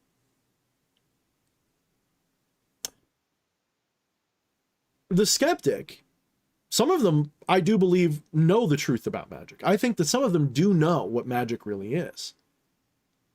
And they intentionally set up the fools to fail.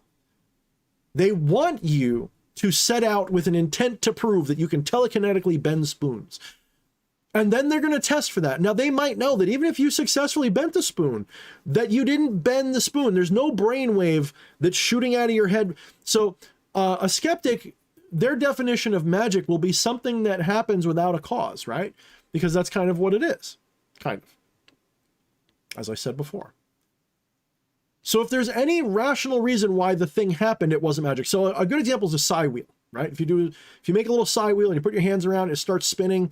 Maybe it's the heat from your hands. Maybe it's something else. Maybe if you can do it without your hands and it's spinning anyway and you can control it.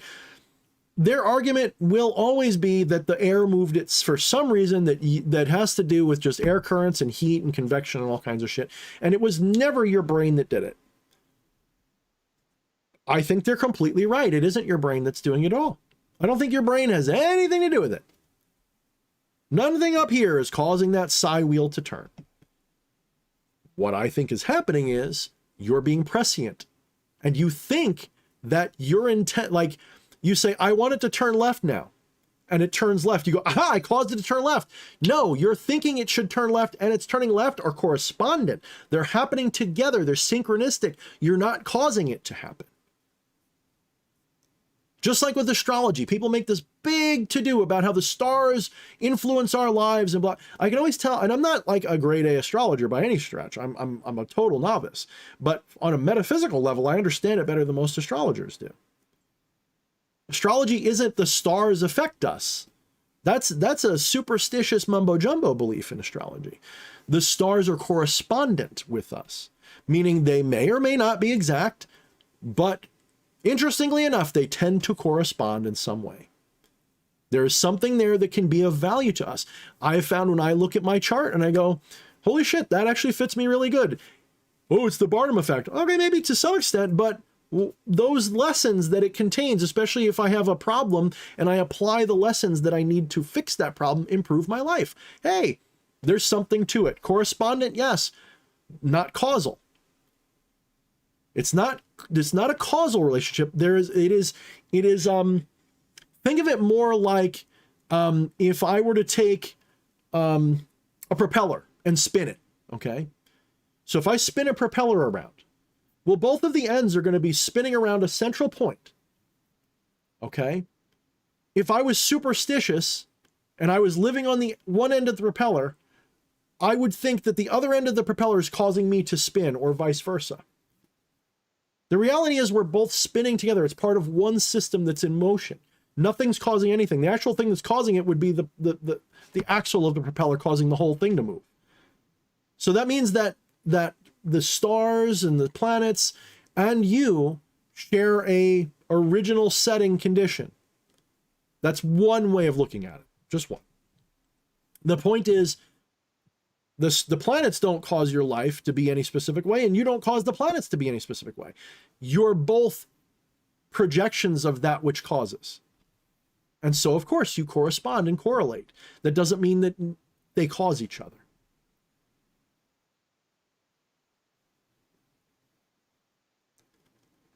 Magic works the same way. You think I'm doing a ritual to get Sally Sue Mama Jamma to fuck me. Ah, it worked. Asmodeus loves me. I'm fucking this girl right now. My magic worked. No, the magic that worked was that you, somewhere in your being, recognized the inevitability of that and then did a ritual around it, and then it happened.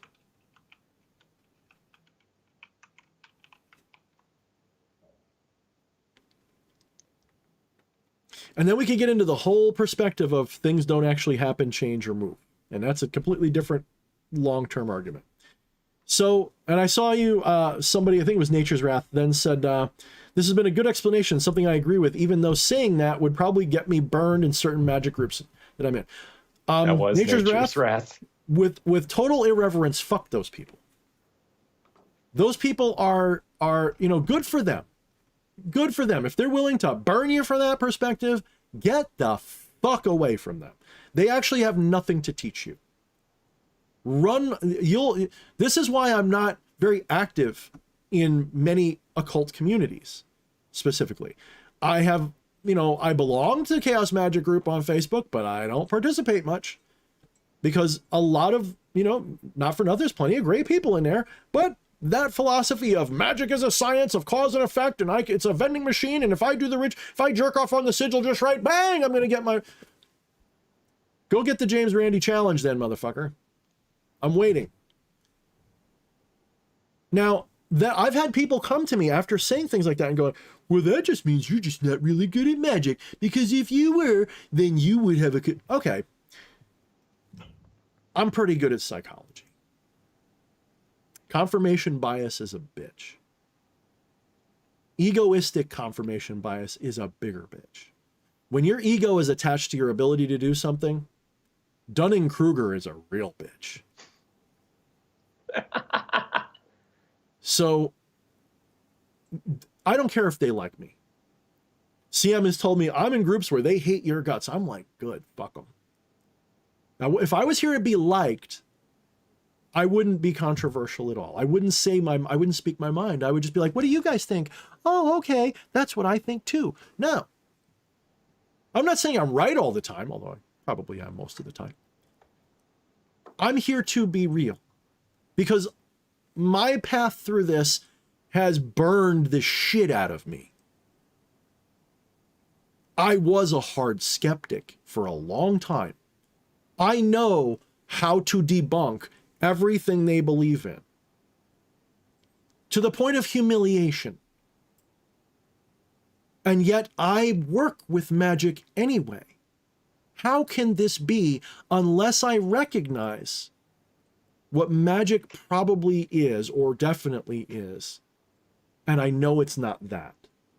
In other words, magic and science and skepticism can be integrated. Yes, it requires a little bit of, shall we say, you know, a little bit of lube. You have to be a little bit open-minded. You can't be a closed-minded skeptic. You have to at least be agnostic about it a little bit. You have to accept that maybe you don't understand something.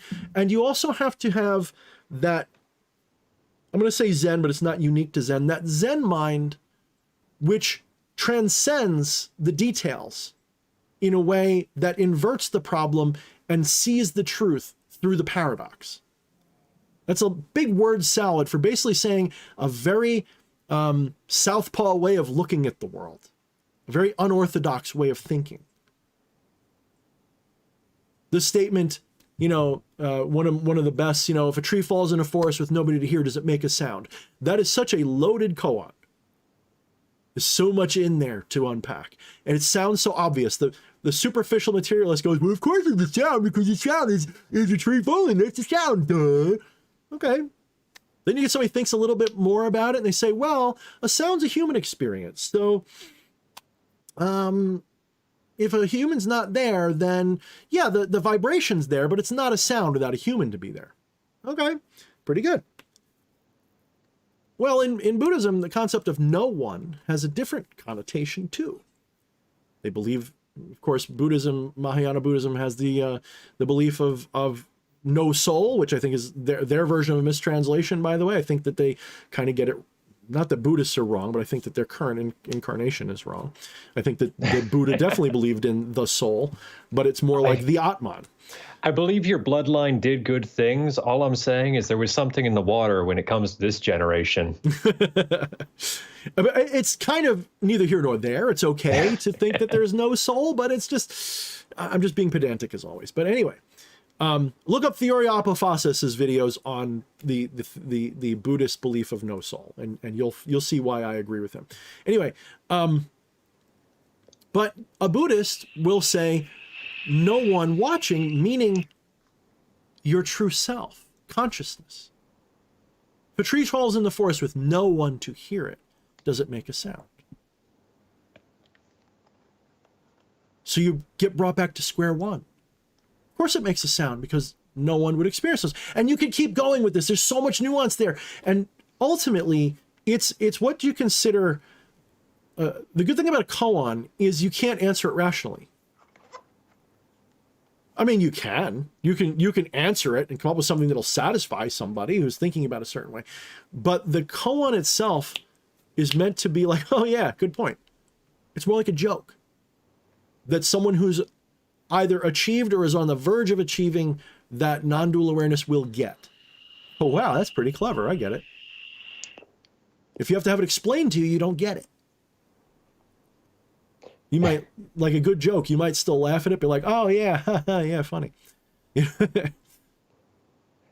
Exactly, James. James says, did the tree even fall? Some would say no. Yeah. What is a tree without a human to be aware of it, right?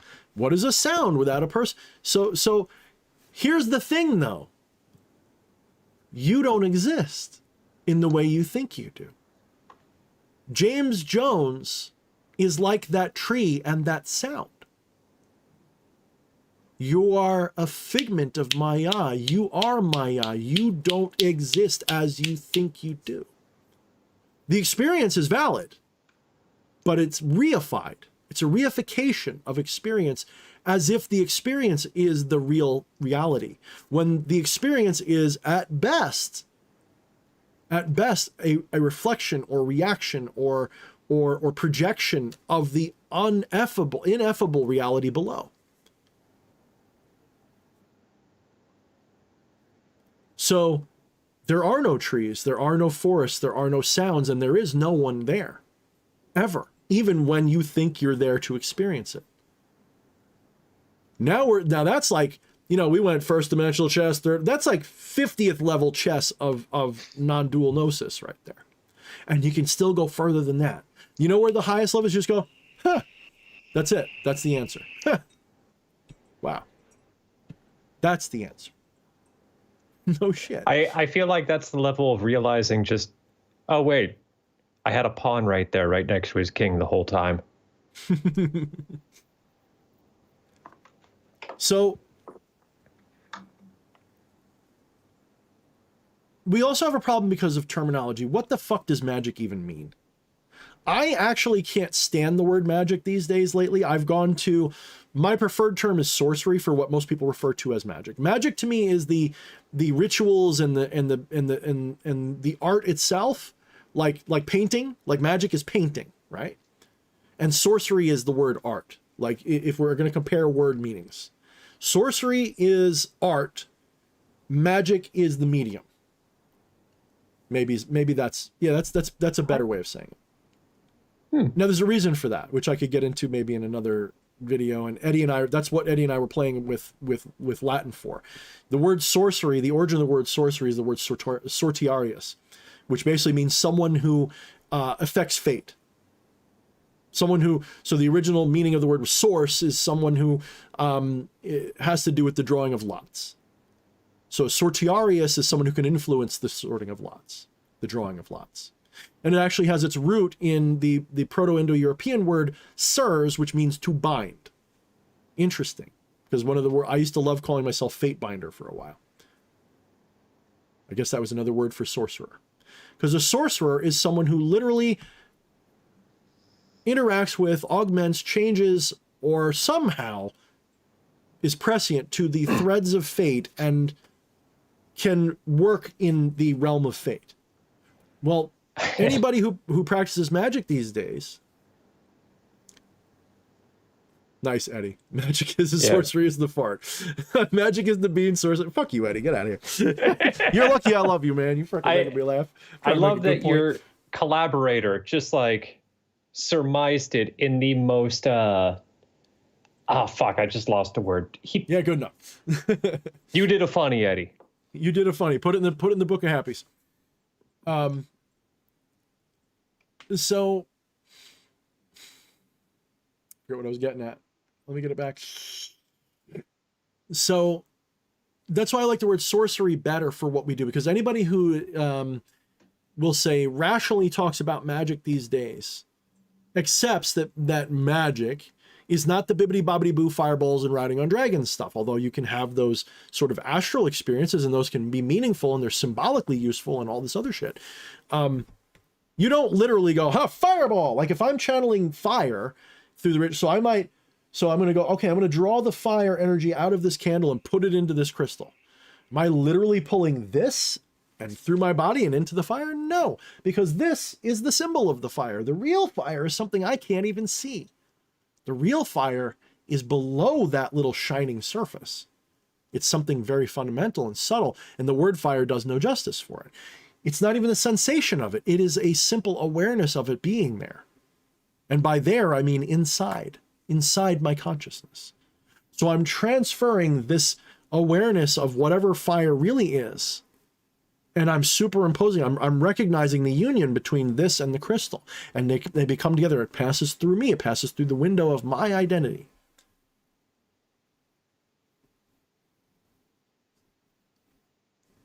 But does that cause the crystal to burn or to get warm or to catch on fire? Now, someone sensitive might pick up warmth from it, but really what they're picking up is the symbol that the warmth is symbolic of what I charged it with. You could hold the thermometer up to it and it's probably not warm at all. People mistake the heat for the metaphysical fire. Metaphysical fire, the true fire, is invisible. It has no temperature. So when I'm doing sorcery, when I'm doing these things, sorcery is the art of, in some way, aligning the ego, the egoistic delusion of Maya, aligning that with the most divine will and intent of your divinity, such that you can't tell the difference between whether you're causing it or predicting it, because it's pretty much the same thing, because ultimately you might even come to realize that nothing actually happens. Because this is getting into the whole time thing. Time is Maya as well, as we understand it. That doesn't mean that there isn't something that Maya... See, Maya isn't... When we say Maya is illusion, that's a bad way of putting it in some ways, because it gives the impression that nothing is real. No, Maya is a projection. Maya is an illusion that encapsulates the true reality. There is a allegorical, metaphorical relationship between the illusion and the reality, but we reify the illusion to be the reality, and that's the mistake. So time is a reification of something that is ineffable. The ineffable thing, I would say, if I was going to make it into a effable model, effing the ineffable, if I was going to F the ineffable, I would say that time is just another direction in which reality is static. So reality is a static, it's just there.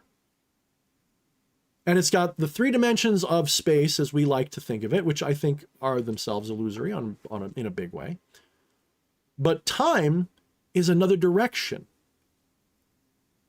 And so science will say, how come we only go one direction? You just said it. You're going in one direction. Time isn't moving. Time is not a force. It's not an energy. It doesn't change anything. Time is just another direction you can look into. And if your consciousness, which is also, when I say static, I don't mean it like maybe in that sense.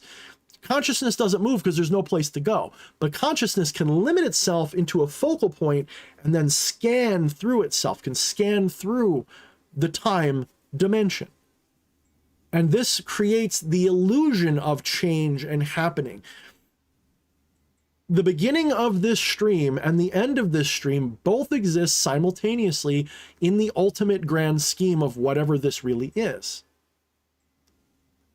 Our consciousness doesn't move, but it shifts its attention from the beginning of the stream to the end.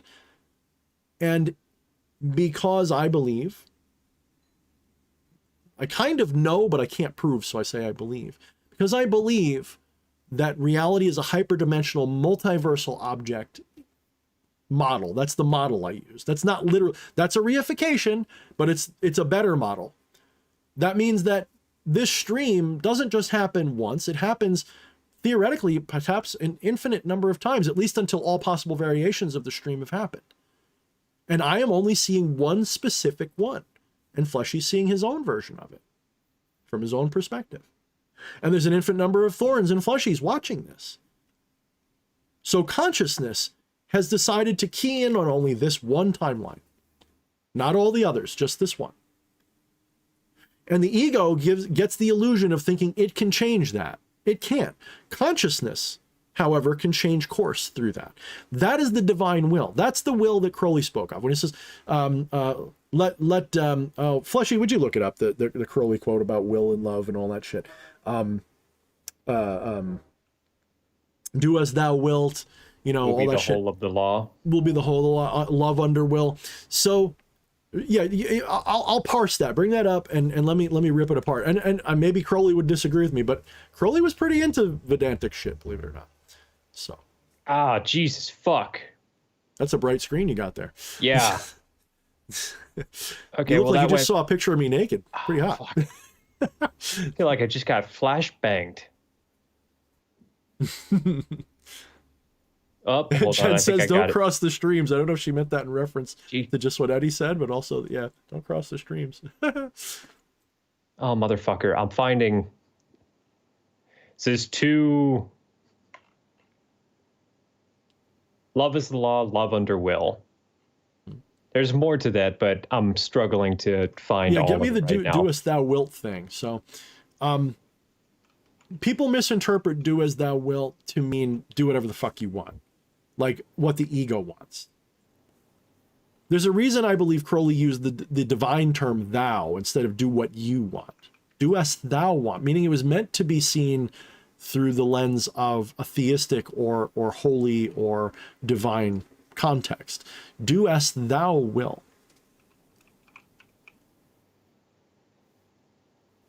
At least that's how, maybe it's somebody else, but I don't know. That's how I always thought. Maybe I'm getting my facts wrong here. If I get my facts wrong, forget it. I feel like the Thelemites are fucking screaming at you right now. They probably are. Fuck them.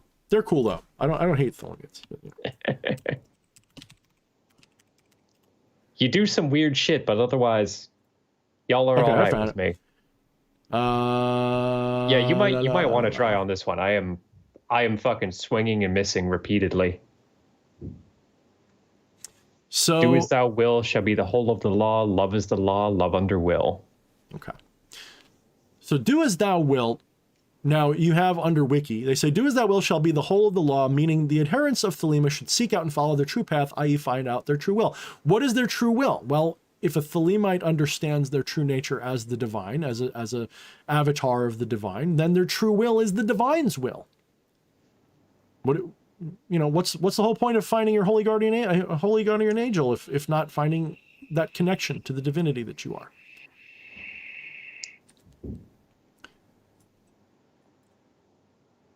It's not about just doing what you want. So what is your true? So that's the issue. People, the mundane, confuse their will with their desire. They're not the same.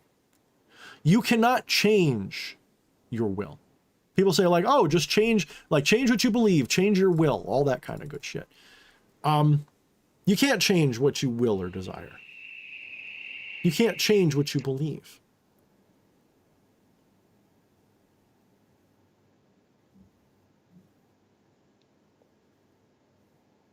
Yeah, Lolan says he meant higher will or divine will. Exactly. Doesn't mean your egoistic will. Right. Alex the Kid says, AKA, right. It's not hedonism at all. People think of it as hedonistic. The interesting thing is your divine will may be something hedonistic. And if it is, then you follow it.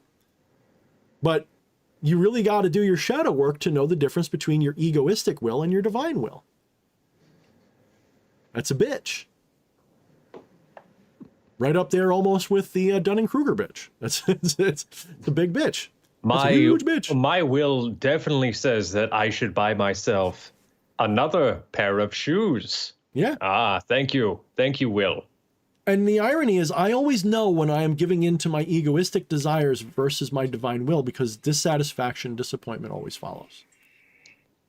All of almost, you know, the last third of 2020 and almost all of 21 so far has been me fighting my divine will, trying to assert my egoistic desires over it. Instead of leaning into what's happening and what I don't want and recognizing it as a lesson, I fight that fucker.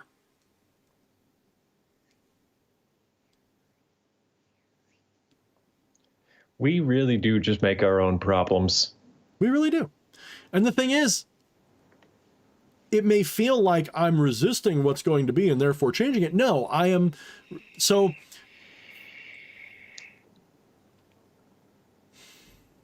the entire experience of mortal reality is based upon resistance on some level.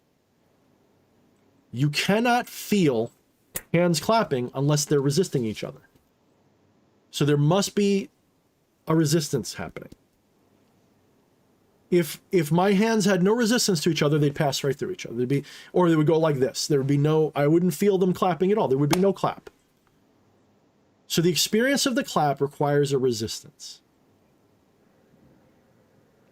That's a very important fundamental truth about Maya. Maya requires an egoistic resistance to what is. The ego denying itself as the other. So in order for you to know that you're you, what do you have to do? You have to look over there and say, that's not me. That's a resistance. That's a kind of resistance. Ego causes. When we say ego, we mean that self-identity thing that we do. It's got a million different words, but ego is just as good as any other. So this ego resists. That's its job. To be independent, to be unique, to be apart, to separate, to create an inside and an outside, and over there and an over here, a now versus a then. The ego is always here and now, always. Interestingly, so is consciousness. But consciousness's here and now is infinite. The ego's here and now is only here and now. It's a specific here and a specific now. The Atman and the Brahman are one. The ego and the divine are one. But the ego thinks it's tiny. So the ego is in resistance to its totality. The ego is the awareness that is focused rather than broad and open. This is why Zen masters teach mindfulness. They want you to have soft focus in your attention, because when you can do that bodily, you're put into a closer proximity of what consciousness is. So when you stop having a very specific focus of self and you open that up, so you'll start by focusing on something, maybe the breath through your nose, maybe the breathing in your abdomen, maybe a specific mantra or thought. You focus on that one thing and then you start expanding it until you're not just thinking about the breath going in your lungs or your nose. Now you're thinking about, like, you know, how your chest expands and contracts and all, and eventually you just keep going until you got the whole body going. And then you'll notice that focus softens and the distinction between self and other also begins to fade a little bit. At some point, when you do it all the way, when you have complete mindfulness, you know, the mundane idea of mindfulness is, oh, I'm so aware of my surroundings. I don't get into car accidents. It's like when you read it on like a lot of these like normie blogs talking about mindfulness, they'll talk about it in a very normie way. They completely miss the mystical potential. Oh, it makes you better at concentrating and stuff. No, it doesn't. That's not what it's there for. Mindfulness meditation is meant to dissolve the boundary of sharp, harsh focus and expand that focus into the floodlight rather than the spotlight, so that you realize that even your identity is a focus. Because you're really all of this. You've just focused yourself here on this picture. Behemoth says, I sound like a cult leader. Thank you, brother. I feel like a cult leader. Oh, I love that, man. We'll get to the drama shit maybe in a minute too. Anyway, so what I was getting at is your egoistic nature puts you in resistance with the rest of your nature, because it has to. Because if there's no resistance between your ego and what you are, where does the ego go? It stops being. It stops existing. You cannot have a mortal experience of a living mortal world without resistance, without ego. If you completely, when you have ego death, you can still have experiences, but the relative part of that experience starts to go away. It's a different kind of trip, we'll say.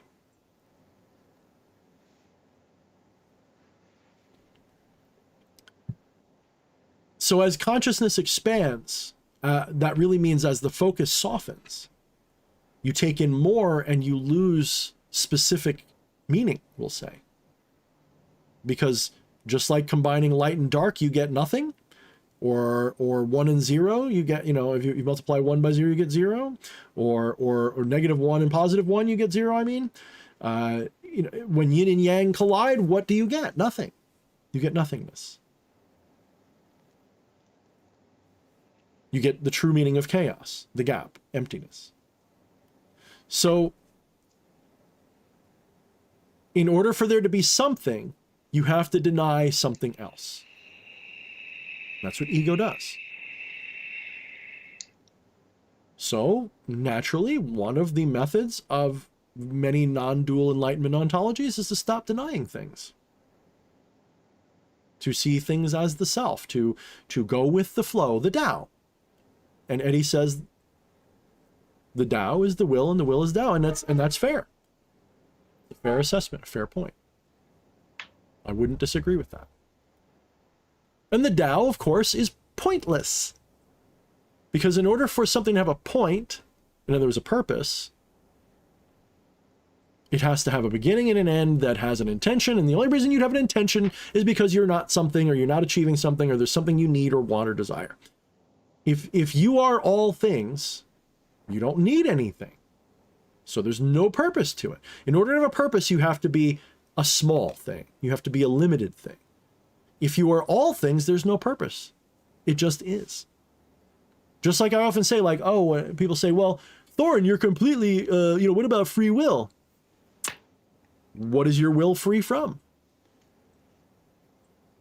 If there is only the divine will, and that is what you are in motion, then even the word will means less, because free will anyway means nothing, because there's nothing for that will to be free from but itself. That's silly. Just like your hand can't, is it fighting itself to move? No, it's not.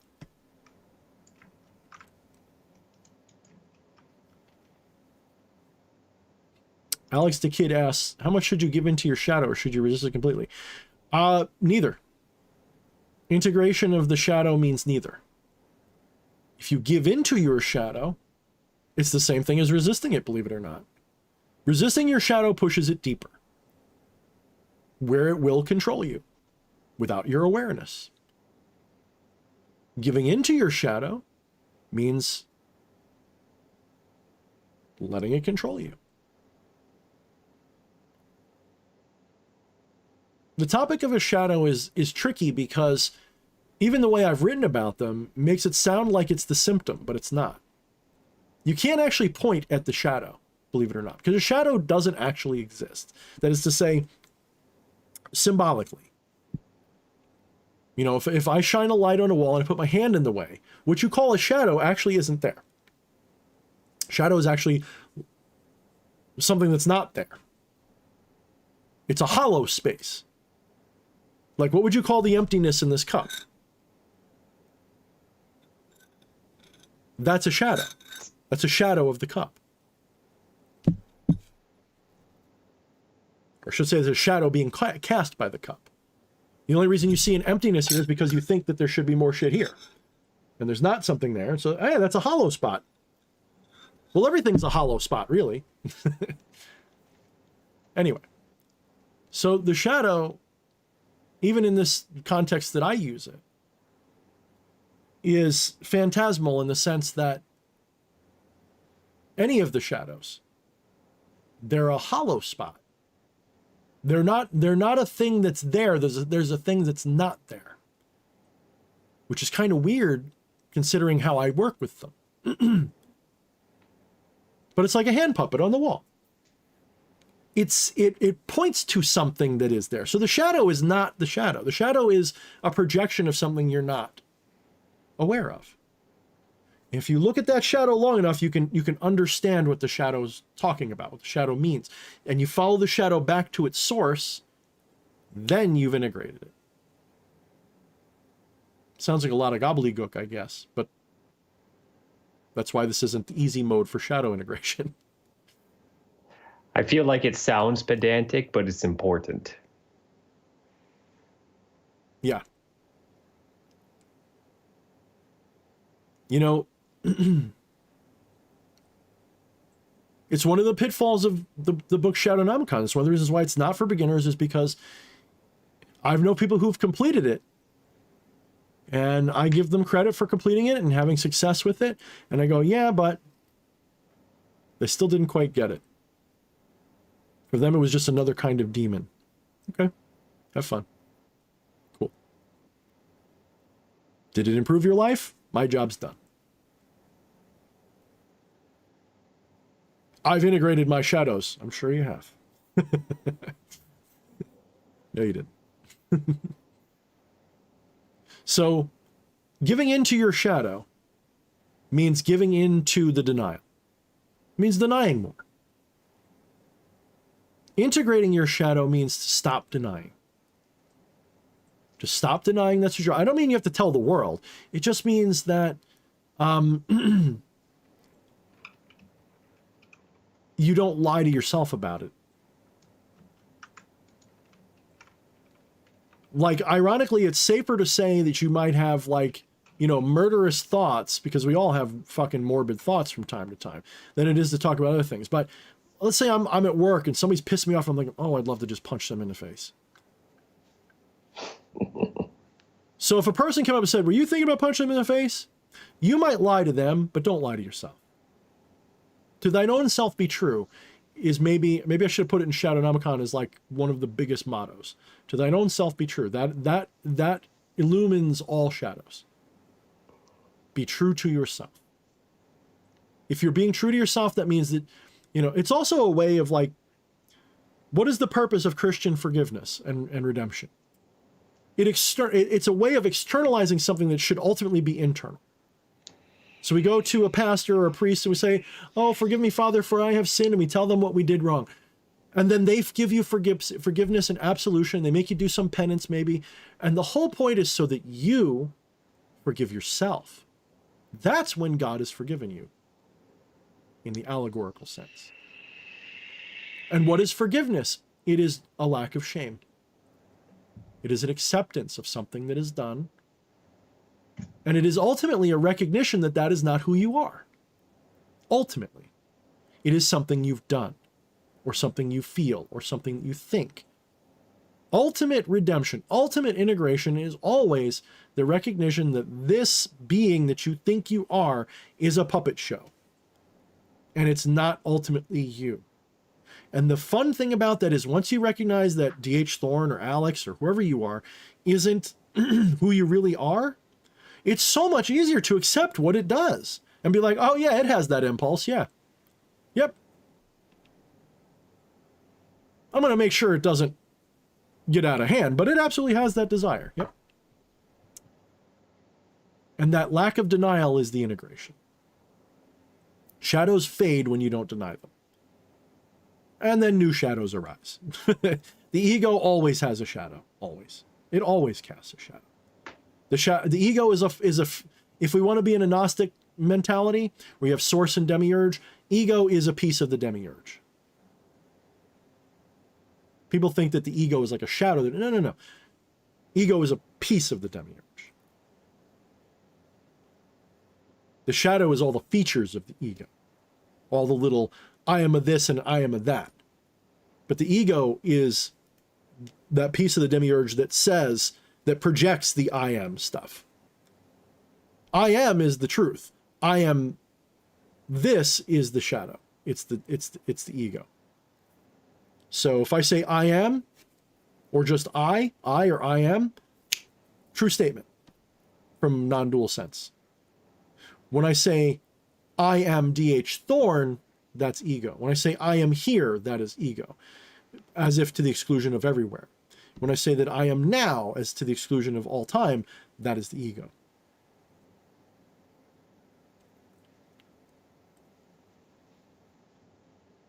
Oh, James Jones says DH is so awesome. I mean, maybe, but DH is just a lot of noise. So if you think he's awesome, that's because something in you resonates with what I'm saying and you think that's awesome. Speaking to the truth already within him. Yep. Your inner guru, your watcher, your holy guardian angel is saying, listen to this guy. You like it, right? That doesn't mean I'm right. It just means you need to hear this right now. That's all it means. Maybe in 5 years, you'd be like, that D.H. Thorne is such an asshole. Man, he got everything wrong. That's not the truth. Fair enough. I like the way Alan Watts put it. I'm an entertainer. That's what I am. I love the way he put that. It's so perfect. I think that's he did the right approach with it. Alex Jones took the wrong approach to I'm just an entertainer. I don't know though. They both kind of are achieving the goal that they set out to do. So I mean, you know, I can't fault either of them, even though I can definitely fault Alex for something. I'd love to be on his show. I'd love to interview. I'd love to be on his show. I'd love to just, you know, I would just gush and be like, wow, this guy's fucking successful and all this, and he's lying at least 20% of the time, and you know, fuck it, that's great, you know.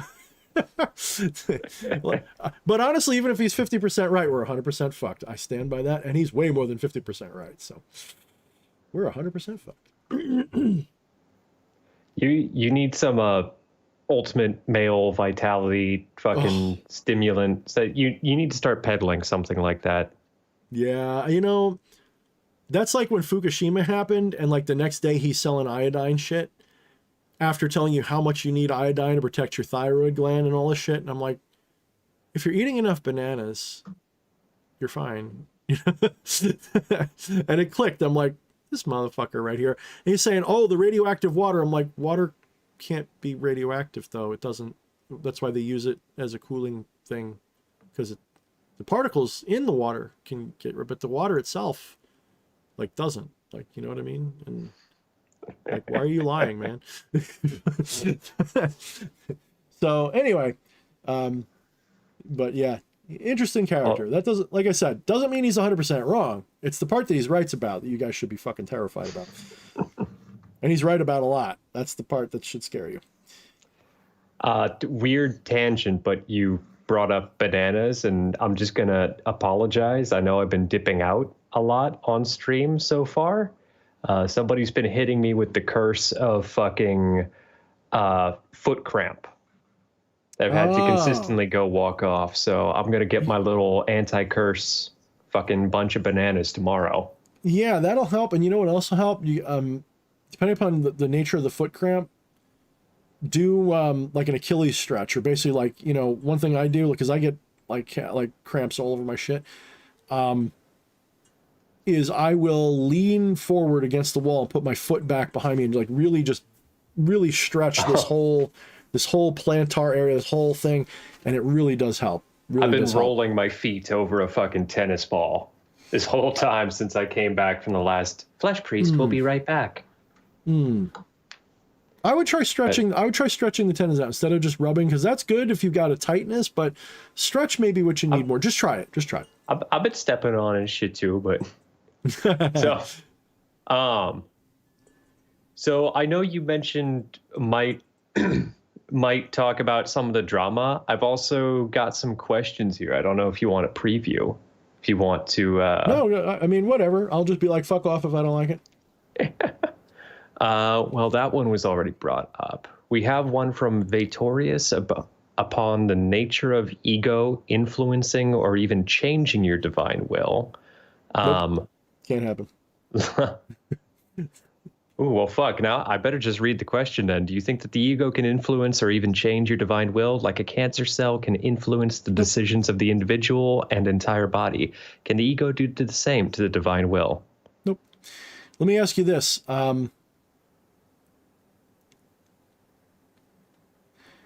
Can Luke Skywalker change Lucas's story of Star Wars? So Can Luke Skywalker lose to Darth Vader? No. Can Darth Vader ever beat Luke Skywalker? No. That doesn't mean that there isn't a version of Luke Skywalker that loses to Darth Vader. I'm saying the one that we know. Can it cause that to happen? The story doesn't affect itself. The story may be internally consistent. That doesn't mean that it changes itself. So the idea that the ego can change the source of the story of the ego is silly. Luke Skywalker's actions can't change Lucas any more than Lucas can change consciousness. Consciousness is unchanging in that way. The divine will has nothing to do with what the ego wants. So in a way, Vittorius's question tells me more about what his position or what his current state of attainment is like. He's an egoist at the moment, or at least that's the framing of the question. It's an egoistic framing. If the ego could change the divine will, then it wouldn't be the divine will. It would be the ego's will.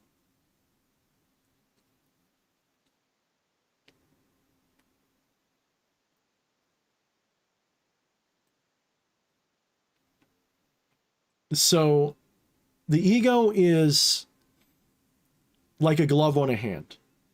The ego likes to take credit for what the hand does. Without the hand, the ego wouldn't do anything. Excuse me. Without the hand, the ego wouldn't do anything. Without the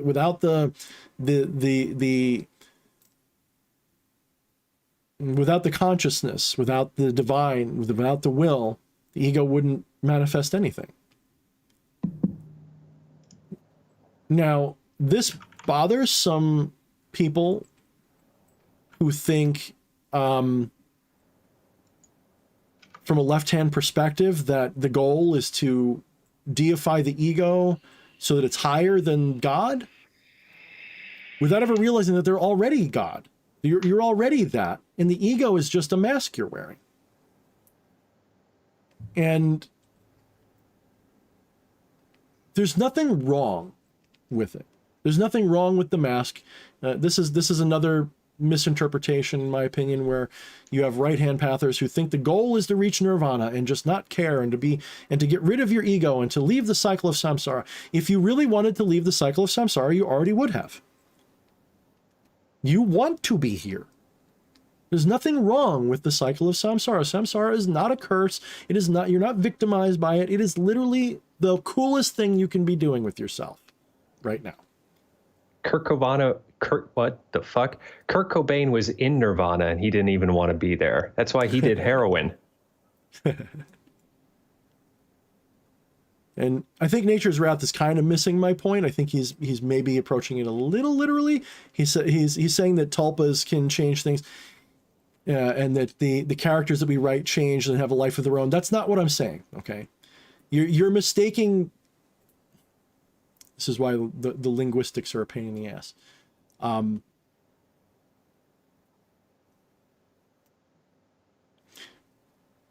A story that is already written, the actions of the character in that story can't change the outcome of the story. In fact, the story as written, again, is correspondent. So Darth Vader chopping off Luke Skywalker's hand. Well, Darth Vader never chopped anything off. It's just a bunch of words that appear together that create a story in your mind's eye that says that this thing happened. But no such thing actually happened. Tulpa aren't real. Tulpa are manifestations of Maya. They're egregore. You're an egregore. I'm an egregore. Luke Skywalker's an egregore.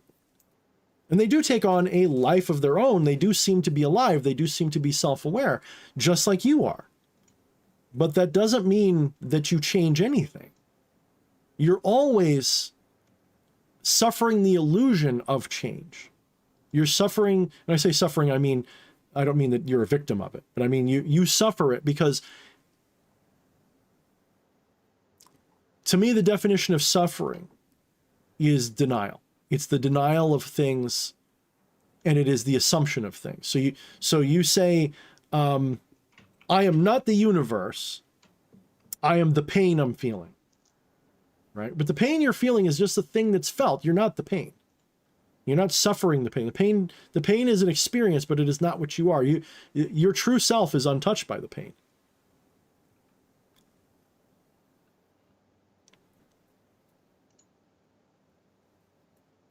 I definitely agree. I need a better metaphor, because it's a tough because like that's the difficulty of non-dual conversation, is what I know is indescribable. So I've got to find allegory and metaphor and comparative concepts that hopefully point out what I'm trying to say so that something clicks.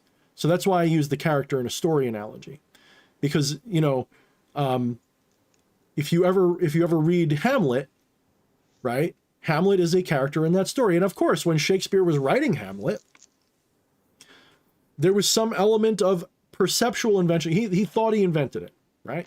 Or she, or whoever whoever, you know, Shakespeare really was, a group of people, whatever. When Hamlet was written, the person writing it felt like they were experiencing it for the first time, and they were reporting it. There might have been some planning going on. There might have been some revision going on. That of course happens. But it was they discovered it when they wrote it, just like you discover it when you read it. So in one sense, you could say, yes, the events of Hamlet are self-informing. But the story of Hamlet, none of Hamlet's actions actually lead to anything.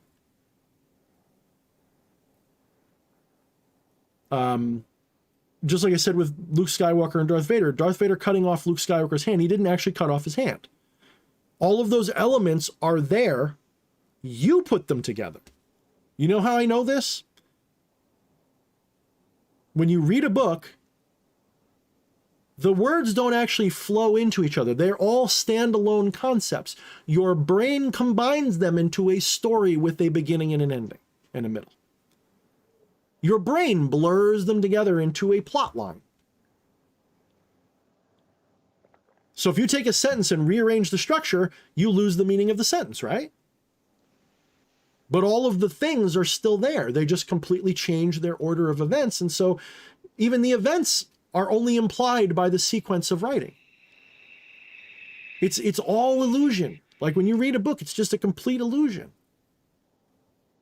When you open up a book, there's no Hamlet in the book. Hamlet is in your mind's eye. You create that based on the symbols that are there and what those symbols mean to you. And you create a Hamlet. You have your own Hamlet in your mind. And that Hamlet goes through the events that you're reading as if they're really happening. But they're not. There's nothing there. It's an illusion. It's just a tattoo on a dead tree. Ooh, it's no more the Hamlet than... What's that? Did you read... You and Nature's Wrath almost said the same thing, and I like both. Oh, shit. I love that. Same thing with your computer screen. I've said this a million times. Fleshy, am I looking at you right now? No. Absolutely not. And people go, well, obviously you're looking at a screen. Right. What if I was in Fleshy's presence? Would I be looking at him then? No. Actually, no, I wouldn't be. You never see anything for what it really is. You're always reading. So I love the book analogy. The book analogy is one of my favorites because it can be extrapolated to consciousness reading itself, reading chaos. Consciousness becoming aware of itself, sees this great big fractal, this big hyperdimensional fractal in multiple directions and multiple dimensions, some we can't imagine. And it scans through that, just like your eyes scan through a two-dimensional page. Consciousness scans through a hyperdimensional fractal. And in so doing, creates the illusion, hallucinates a story of your life. Or the life of a cell, or the life of a dog, or the life of a god. Whatever the fuck it wants to imagine. Whatever's in there, it can find it. Or like that Library of Babel thing. Somewhere in that infinite, well, not infinite, but very vast literature is a story that explains everything, if such a story is possible. Somewhere in that Library of Babel, Fleshy, I'll let you explain it to people. Somewhere in that Library of Babel is the complete works of J.K. Rowling. Yep. Somewhere within the Library of Babel is D.H. Thorne's next book, and he is only committing plagiarism against the library in his editing to get to that point. Every, in theory, every thought, every arrangement of letters, of words that you could do is in there somewhere, and you could search for it. Yeah. It's just utter chaos, and sometimes the monkeys align on the typewriter in a certain way. We'll have to have so the Library of Babel is basically this idea that if you create a book or library of books in all the possible permutations of written English, however many characters that is and however many sequences that is, you will eventually create a library that contains everything, just like the million monkeys typing on a million typewriters from the beginning of time to the end of time. Somewhere in that randomness would be everything. Just like in pi, if pi is a completely endless number, somewhere in that sequence of numbers is the code for everything. It's the same idea. So the Library of Babel, the cool thing about metaphysics, the way I see it, is if it is a fractal, that means that there would be self-similar symmetry throughout it somewhere. You'd find repeating ideas that just seem to make sense all through, and we do. The Library of Babel is to the hyperdimensional multiverse. They're kind of the same idea. It's just one's a very one or two dimensional idea, one's a hyperdimensional idea, but each dimension has a self-similar symmetry to the higher one. Just like my hand casting a shadow on the wall casts a two-dimensional shadow of a three-dimensional object, and my hand might be a three-dimensional shadow of a four-dimensional object, and so on. With self-similar symmetry throughout.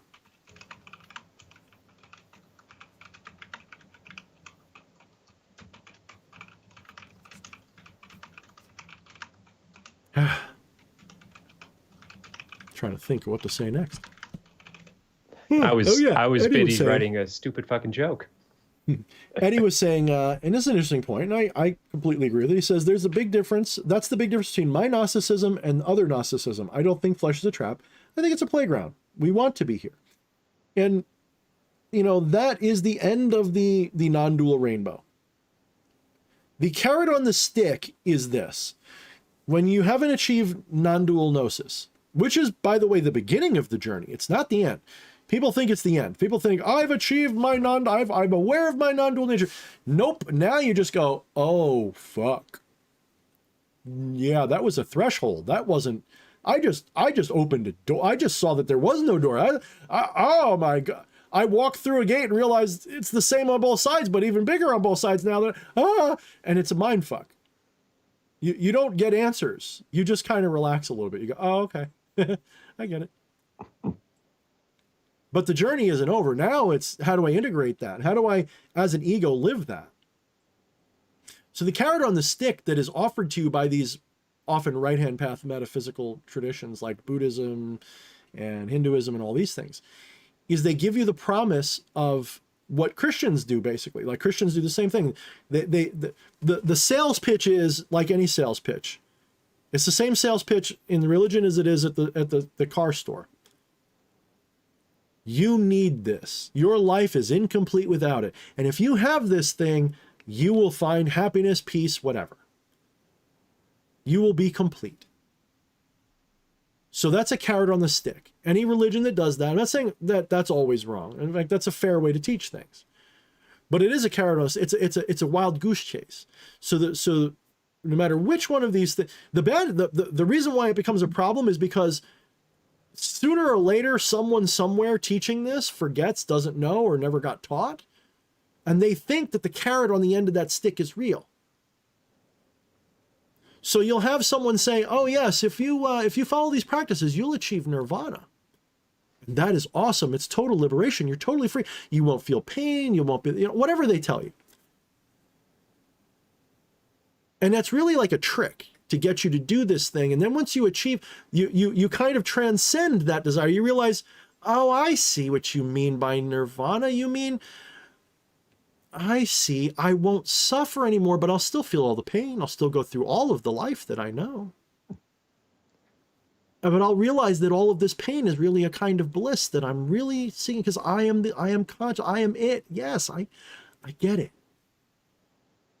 And then the game becomes not just knowing that and living it on occasion, but trying to make it every day.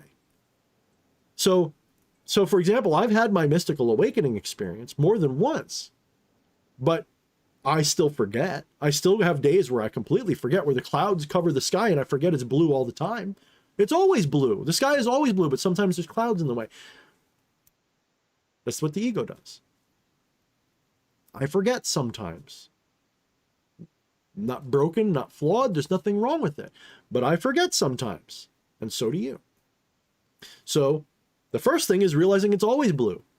The next thing is realizing it's clouds in the way, and then sweeping those clouds away. And then realizing the clouds are part of the sky too, and you don't even sweep, you just go, that's part of it too, I get it, And that's, so I know nirvana has a very specific meaning in the religion. I know that. But I'm more of like that Alan Watts mentality. I think that people make a big to-do about nothing. I think people play a spiritual game with themselves about improvement, when really what ends up happening is once you achieve it, there's nothing to improve. It's more of a clearing away. It's not a I must become God. It is, I'm already God. Now I have to remember what that means. So you begin to transcend the whole, I have to get better at shit. No, you don't get better at anything. You stop forgetting. You stop letting things cloud you.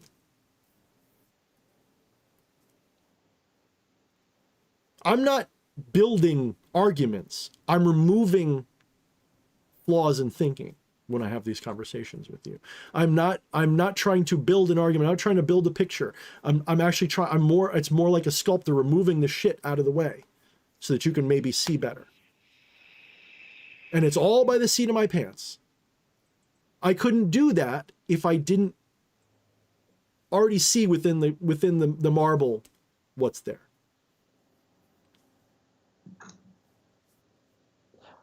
I think you've found a way to frame some of these ideas in a way that just hit a couple different people. Oh, yeah? Vaitoris especially is asking for you to repeat that. He needs to quote that for his next book. Wait, what part? I don't know what he said. Something, suffer, but something, feel all the pain. That's definitely going in your chill step track, I guess. Oh, I'm looking forward to like reincarnating and listening to myself in some kind of, hopefully it's like a goth chill step where it's like, life is pain. Slow droning guitars from like the Earth 2 album. So, no, life is not a curse. There's no improving it. There is only, some people use the word detachment. I prefer non-attachment. Some people legitimately use detachment. They mean the same thing as what I mean when I say non-attachment, although I see them as two completely different words. Detachment is like, total uncaring, like, fucking kill them. I don't give a fuck. Non-attachment is the same thing as like, a good analogy would be if I borrow Fleshy's car. It's not my car, so I don't lose anything if something bad happens to it, but I still want to take good care of it. That's not attachment.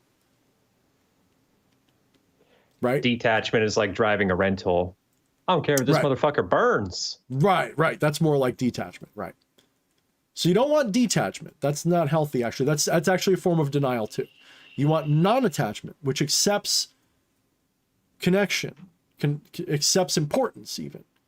But it doesn't make the mistake of self-identifying as the car, or like it's your car or your life. CM says, Goth Buddhist life is pain, but that's okay. That's pretty chill. That sounds like the middle age goth star. Yeah. So life is not you're not a victim of it. You're not suffering it. Your suffering is all an illusion. It's all part of Maya too. Suffering is Maya. You are here to experience this to the fullest. Maybe once, maybe countless times. And when I say you, I don't mean Flesh Priest is here. Flesh Priest was always here. Flesh Priest didn't arrive. Flesh Priest is being discovered.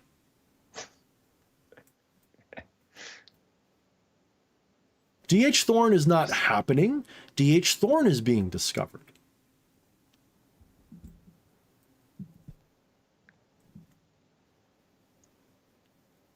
Is it a process of, is it a process of discovery, like you were saying earlier, chipping away everything that it isn't in the marble? Yeah, you're discovering the figure in the marble. It's always been there. You're just revealing it. Which requires denials, which requires...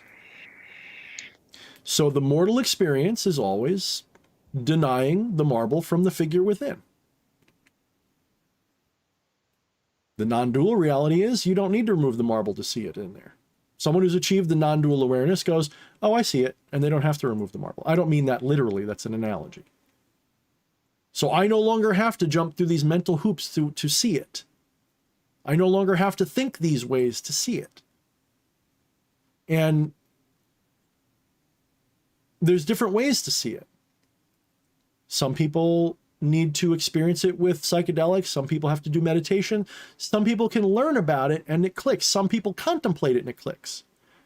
For me, it was a combination of meditation and contemplation, primarily, with a little bit of instruction. And it clicked. I didn't need to sit for years doing tantric yoga and meditations and all this stuff. It just clicked. I'm not special. That was like the path of least resistance for me.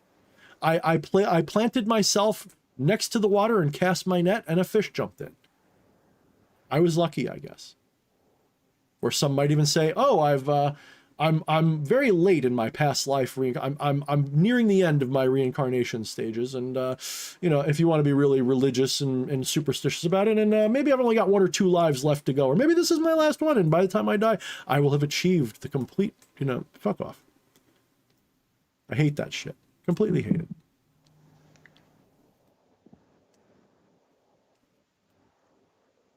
I hate this idea that you live multiple lives to achieve something. I hate this idea.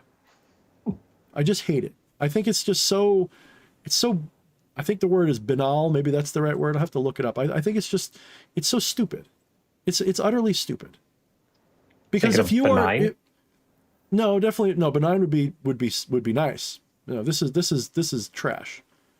Yeah, I think the idea of you have to reincarnate enough times to achieve something. No, that's stupid. That's like thinking the carrot's real on the end of the stick. It feels a little bit like an arcade game of like, my only purpose is to save the princess. No matter how many tokens I have to put in, I have to keep resurrecting until I save the princess. Mm-hmm. Meanwhile, in Legend of Zelda, there's actually a way to get right to the princess by glitching the game. You don't have to play it, really. You just got to go and do a couple things, and you can glitch it right out and appear at the princess. It's pretty wild if you look it up. Anyway, there is no goal. There is no point. Not in the achievement sense. I agree with Alan Watts. This experience is a game. The game that it's most like is hide and go seek. It's a little bit like improvisational art and hide and go seek all in one. You're here to experience it. I like that. And the reason why I say hide and go seek is because you are both the seeker and the hidden. You're looking for yourself.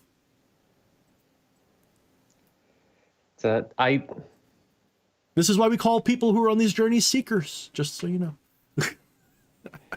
It is such mental whiplash sometimes being a part of these streams, being on the camera, because the juxtaposition of the deep fucking shit that you were saying in one ear and my other ear pressed firmly to chat talking of long rubber gloves, fisting, and tentacle porn. Yeah, I've seen that. Just... Yep. Yeah, who am I talking to? Am I talking to the audience or am I just talking to somebody else? Like, you guys are just having your own, like, I'm just noise in the background while you guys talk about tits and shit. And that is the universe too. It's beautiful, isn't it? Oh, it's really, blissful and wonderful. Is. It really is. And this is why even on the left-hand path, okay, bliss follows, compassion follows. You realize that everything is one. The sinister side is accepting the darkness with the light. That's the point of the sinister side. It's not to exclude the light. It's to recognize that the light is actually the lie, not the darkness. As I said in that one when someone was talking about they're scared of the dark, I go, the darkness is actually more like the reality than the light is. It's more akin to it, because even though darkness is a form of light, the darkness is the absence of seeing. It's the absence of knowing what it looks like. That's what we see as darkness. We think of darkness as blackness. That's not true. Darkness, really what we mean by darkness is we can't see. And that lack of seeing is closer to the true nature. Real reality has no sighted element. You can't see real reality. And so the sinister side of spirituality, the left-hand path of spirituality, is seeing the invisible, seeing the hidden. And that means embracing the good, the bad, the ugly, all of it, recognizing it's all part of it, and that all of those things are illusory too, right? It's not excluding anything. It's taking it all.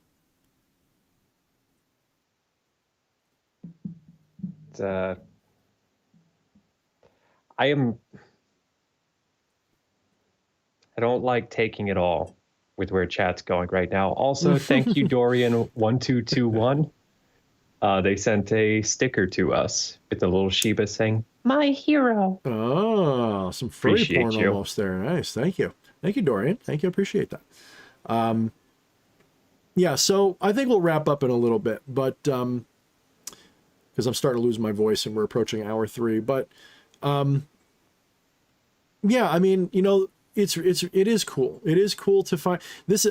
People don't understand. People come to me and they think, so my own spiritual process has different, we'll say, practices that are really all about the same thing. I harp on non-duality because I think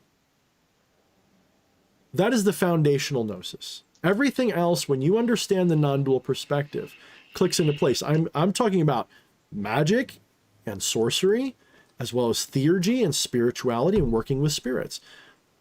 People come to me and they go, "Thorne, where do you learn all this?" Well, it's kind of like you all live in a two-dimensional world, and I used to. But then someone pulled me out of that two-dimensional world, and now I'm sitting on a three-dimensional level, and I see the world from that three-dimensional perspective.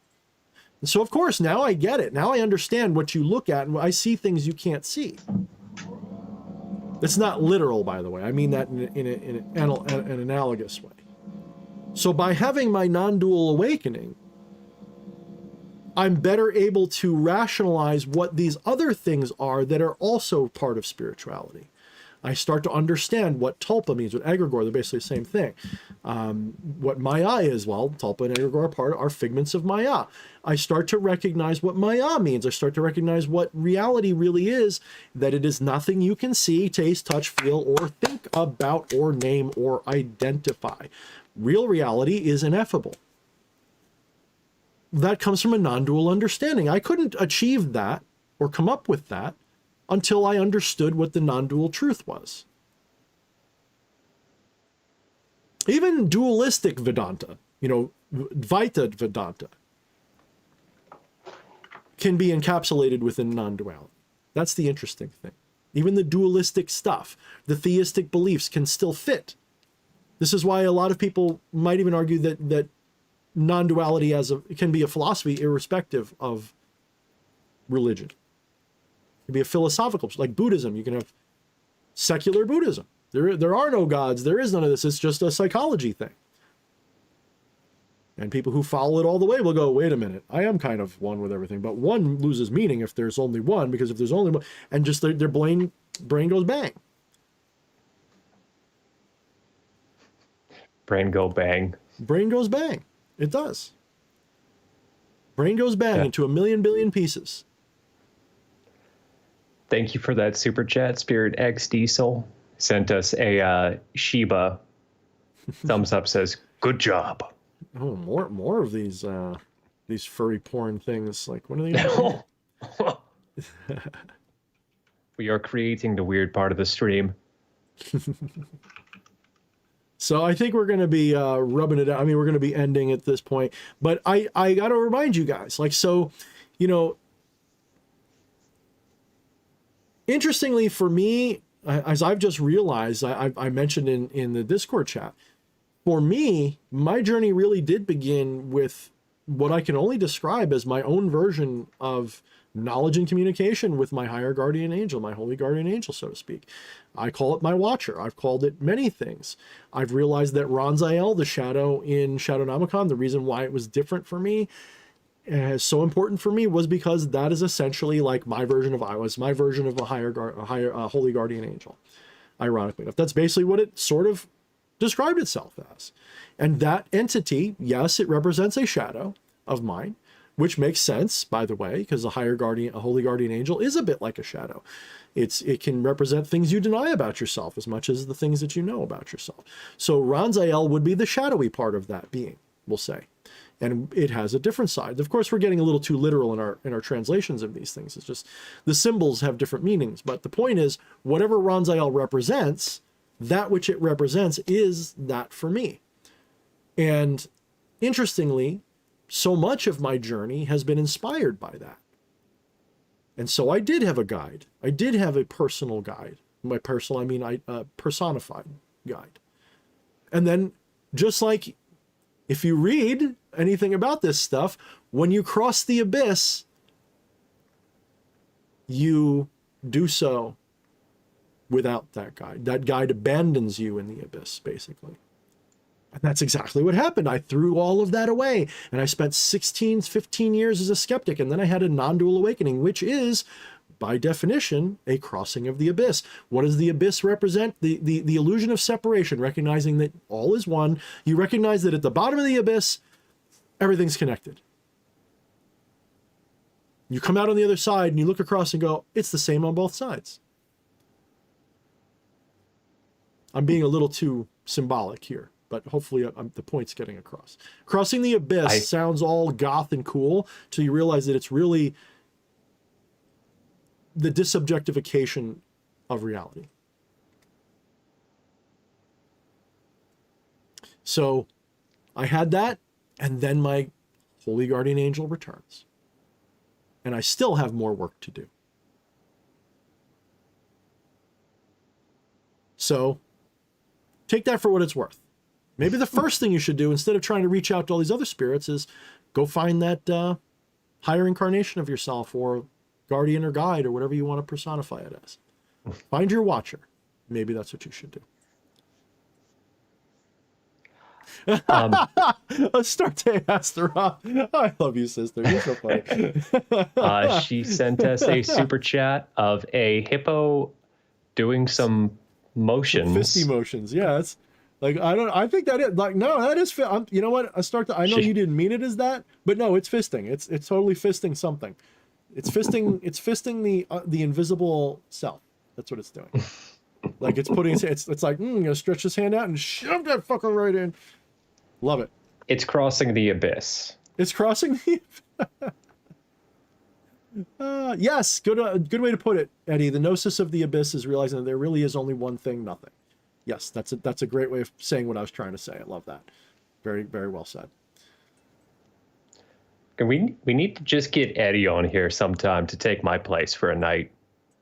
Yeah, we could do that. But Eddie gets me into like hyper pedantry mode, which is good. But see, Eddie is like we share a lot of views, and he's got the education I lack. And so that could be fun, because you'll see me like, what does this mean, Eddie? What does this symbol mean, teacher Eddie? And then he'll tell me like, oh, so then blah, blah, blah, and then I just diarrhea all over it with my gnosis. Fisting hippo. Yeah, I I love having people like that on, though. I mean, that's why I tell people I am not a bookworm. If I seem wise to you, it's just a bunch of noise that I'm saying in the moment that makes sense to me. So I'm not getting it from anywhere. Nobody's telling me shit.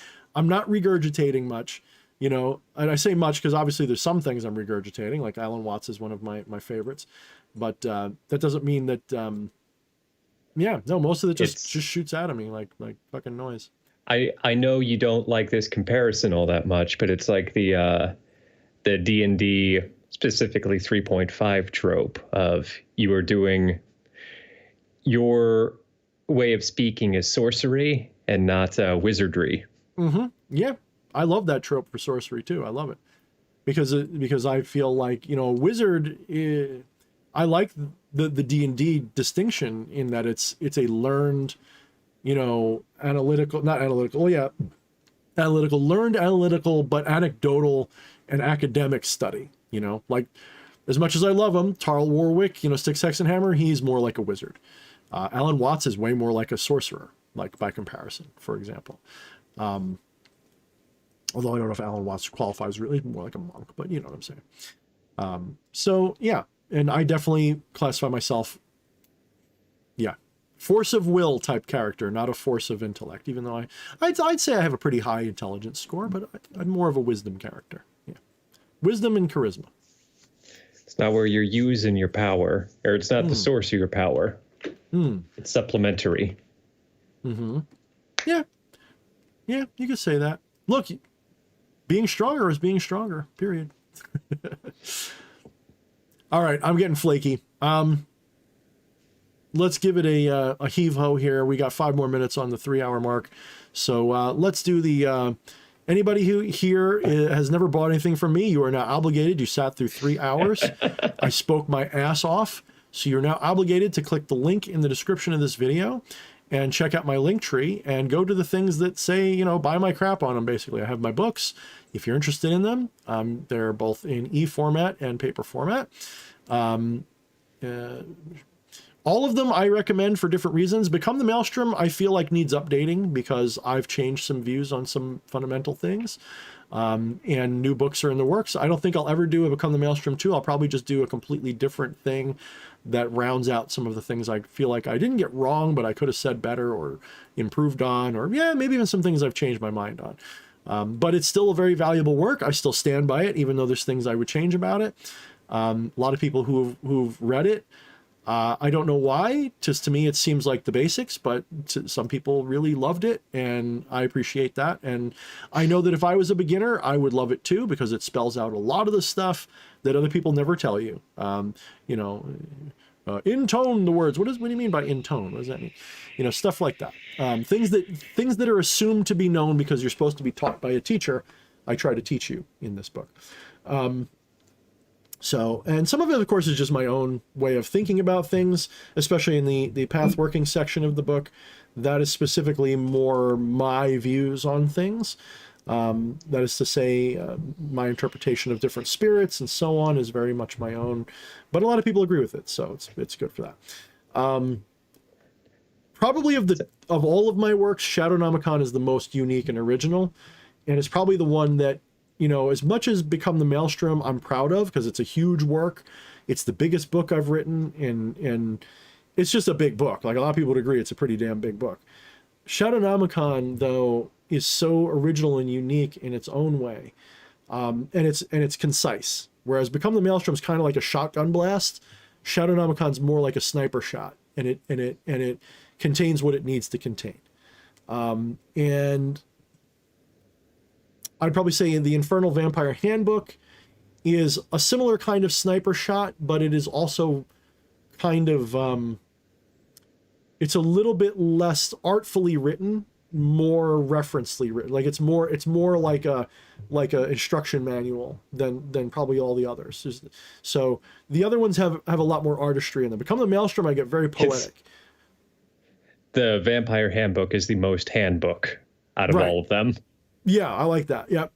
And Shadownomicon's like in between the two, with definitely some artistic license going on, but no, it's definitely more, yeah. So they all have a different theme and a different thread. And you know, I think Atrope was talking about the Infernal Vampire Handbook. I didn't make it very long because to me it's a simple subject. If I wanted to make it longer, I'd end up diving into territory I don't know much about. So, you know, like I often compare, for whatever reason, because I guess it's the more popular or more known book, would be the one by Father Sebastian and Michael Ford. I think she was actually talking about Shadownomicon. Really? Well, that one is purposely kept short. It's not that short, but I keep it purposely on the short side because you're supposed to figure that shit out. If I tell you, it ruins it. You need to do the work. In other words, it's kind of like, you know, if I give you the answers, they don't mean anything. And I can only tell you the framing, and you've got to figure it out. So that's why it's a little on the short side. There may be related works that come out later, maybe one specifically dedicated to Ronziel at some point. I'll have to think that through, whether I really want to do that and reveal that much about myself, I guess is how I'd put it. But Crowley, you know, did a lot of work about Aiwass, and Aiwass was more or less his HGA, I guess. Although some people say different, but I guess that's kind of the feeling I got. So, you know, maybe they'll do a book of Ronziel at some point, and maybe it'll be very short, 40,000 words or something, just describing all the history that I went through with him, more like as a story than anything else. That would be a fun book to do, just for the relatability of it. But yeah, so Shadownomicon is kind of like, you know, and the thing I love about Shadownomicon is it's got the communion ritual, which I think it's my favorite, we'll say temple setup, ritual setup for communion with spirits. You know, you set up a veil, you symbolically slash that veil, opening, you know, a space around you to be connected to this other side, so to speak. And it's just a good ritual. I love it.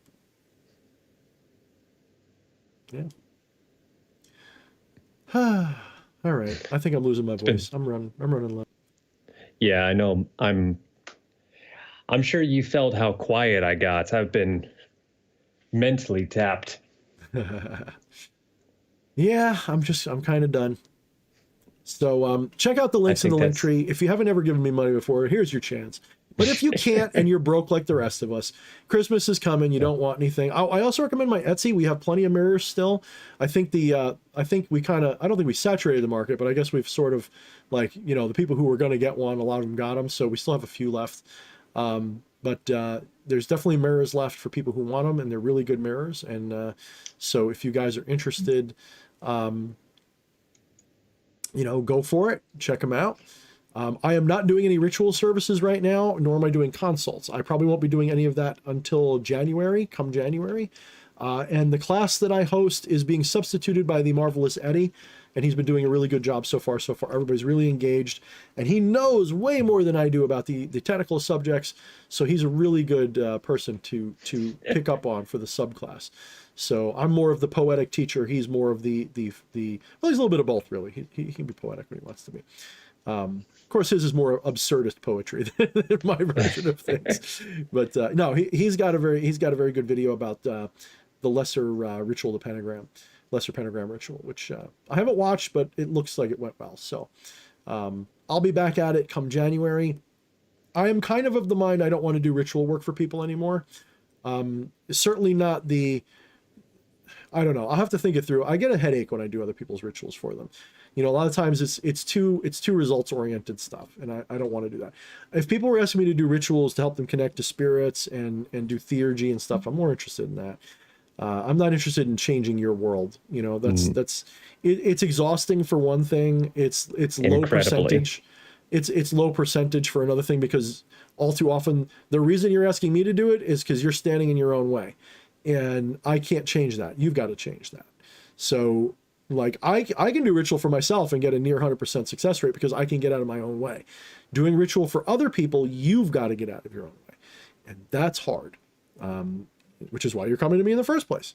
So I'm not saying people can't do it. I'm just saying I lose patience with it. You know, people ask me questions. They want things that I know are unrealistic, or they're realistic, but they're like, I feel that judgment on it. Like, Hire me for a ritual because you want to see how I do it. Hire me for a ritual because you want to experience that. You know, hire me for a ritual if it's something theurgic and we'll really get off and running. Hire me for a ritual because you want to bring your girlfriend back. Nah, I'm not interested. Just not interested. Even if I think I can do it, I'm still going to say no. So, just the way I do things. So I'm, you know, you kind of burn out on certain types of things. You know what I'm saying? So. Oh yeah. It's like, you know, I realize this is kind of comparing it to something not altogether similar to what you're saying, but it's like doing tarot readings and getting all the comments of what's my love life going to be? Like how will I find prosperity and everything? It's like, I would just love to, I want the weird fucking, you know, find me the dopest stick in all the land or some weird shit. Like, where am I going to find it? Where am I going to read a book so raunchy that it fucking ruptures my mind? Like, okay, we could do some readings for this. This sounds different and interesting. I might be able to help you with this. Fucking love though, man. Dude, no. You're in your own way. I can't help you here. Yeah. Well, and I got Taylor still asking, which demon would you say acts fast, whatever you want? Too results oriented, man. The best demon for getting what you want is you. God damn it, you beat me to it. Like, stop this. You're externalizing it too much and you're treating it like a vending machine. Even if I had an answer, I wouldn't give it to you at this point. Not to be mean, but you need to face this thing, man. You need to face this attachment you have. Way too results oriented in your mind. You have something that you're attached to, and you should be working on breaking that attachment more than getting it. Trust me, you're just setting yourself up for failure long term. All right. So anyway, guys, if you can't buy me nothing, you can't afford nothing, that's okay. I'm making plenty of tips at my other job right now, so I'll be fine. I see how it is, but if you wouldn't be so kind, if you would be so kind, make sure you like, share, subscribe this video, give it a comment when you're done watching it once it goes up. Like, share, and subscribe. Make sure you subscribe to this channel, ring the bell, and tell them that you want to get notifications. And even if you do, you still probably won't. Sign up for my email list, which I haven't put anything up in about a month because I've been in that funk where I just haven't been inspired. But it will be coming up again soon. I'll be putting out some stuff again soon. We'll see if anybody wants to write for it. If you're interested in writing for my newsletter, give me an email at the link in the description. Give me an email and let me know what you want to write about. And it's got to be within 1,000 words, and we'll talk about it. So, yeah, I guess that's it. Yeah, I think it was a really good stream. So I think it was good too. Thank all of you for being here and being a part of it. Thank you guys. Until next time, this time next week, mind the motherfucking when I'll probably shadows. be all depressed again and talking about politics again. But El the Alchemist will be here, so hopefully he'll keep us on point. So we should be having El the Alchemist next week. It's always a fun time when El's around. Yes, Astarte. Thank you, Fisting Hippo. All right, guys. On that note, Fisting Hippo and all, mind the shadows. Never take yourself more seriously than your enemies do, and something that Fleshy likes to say all the time. Tell your friends, warn your enemies. Good night, you bastards, bitches, and all you non-binary witches. Yeah. We're out.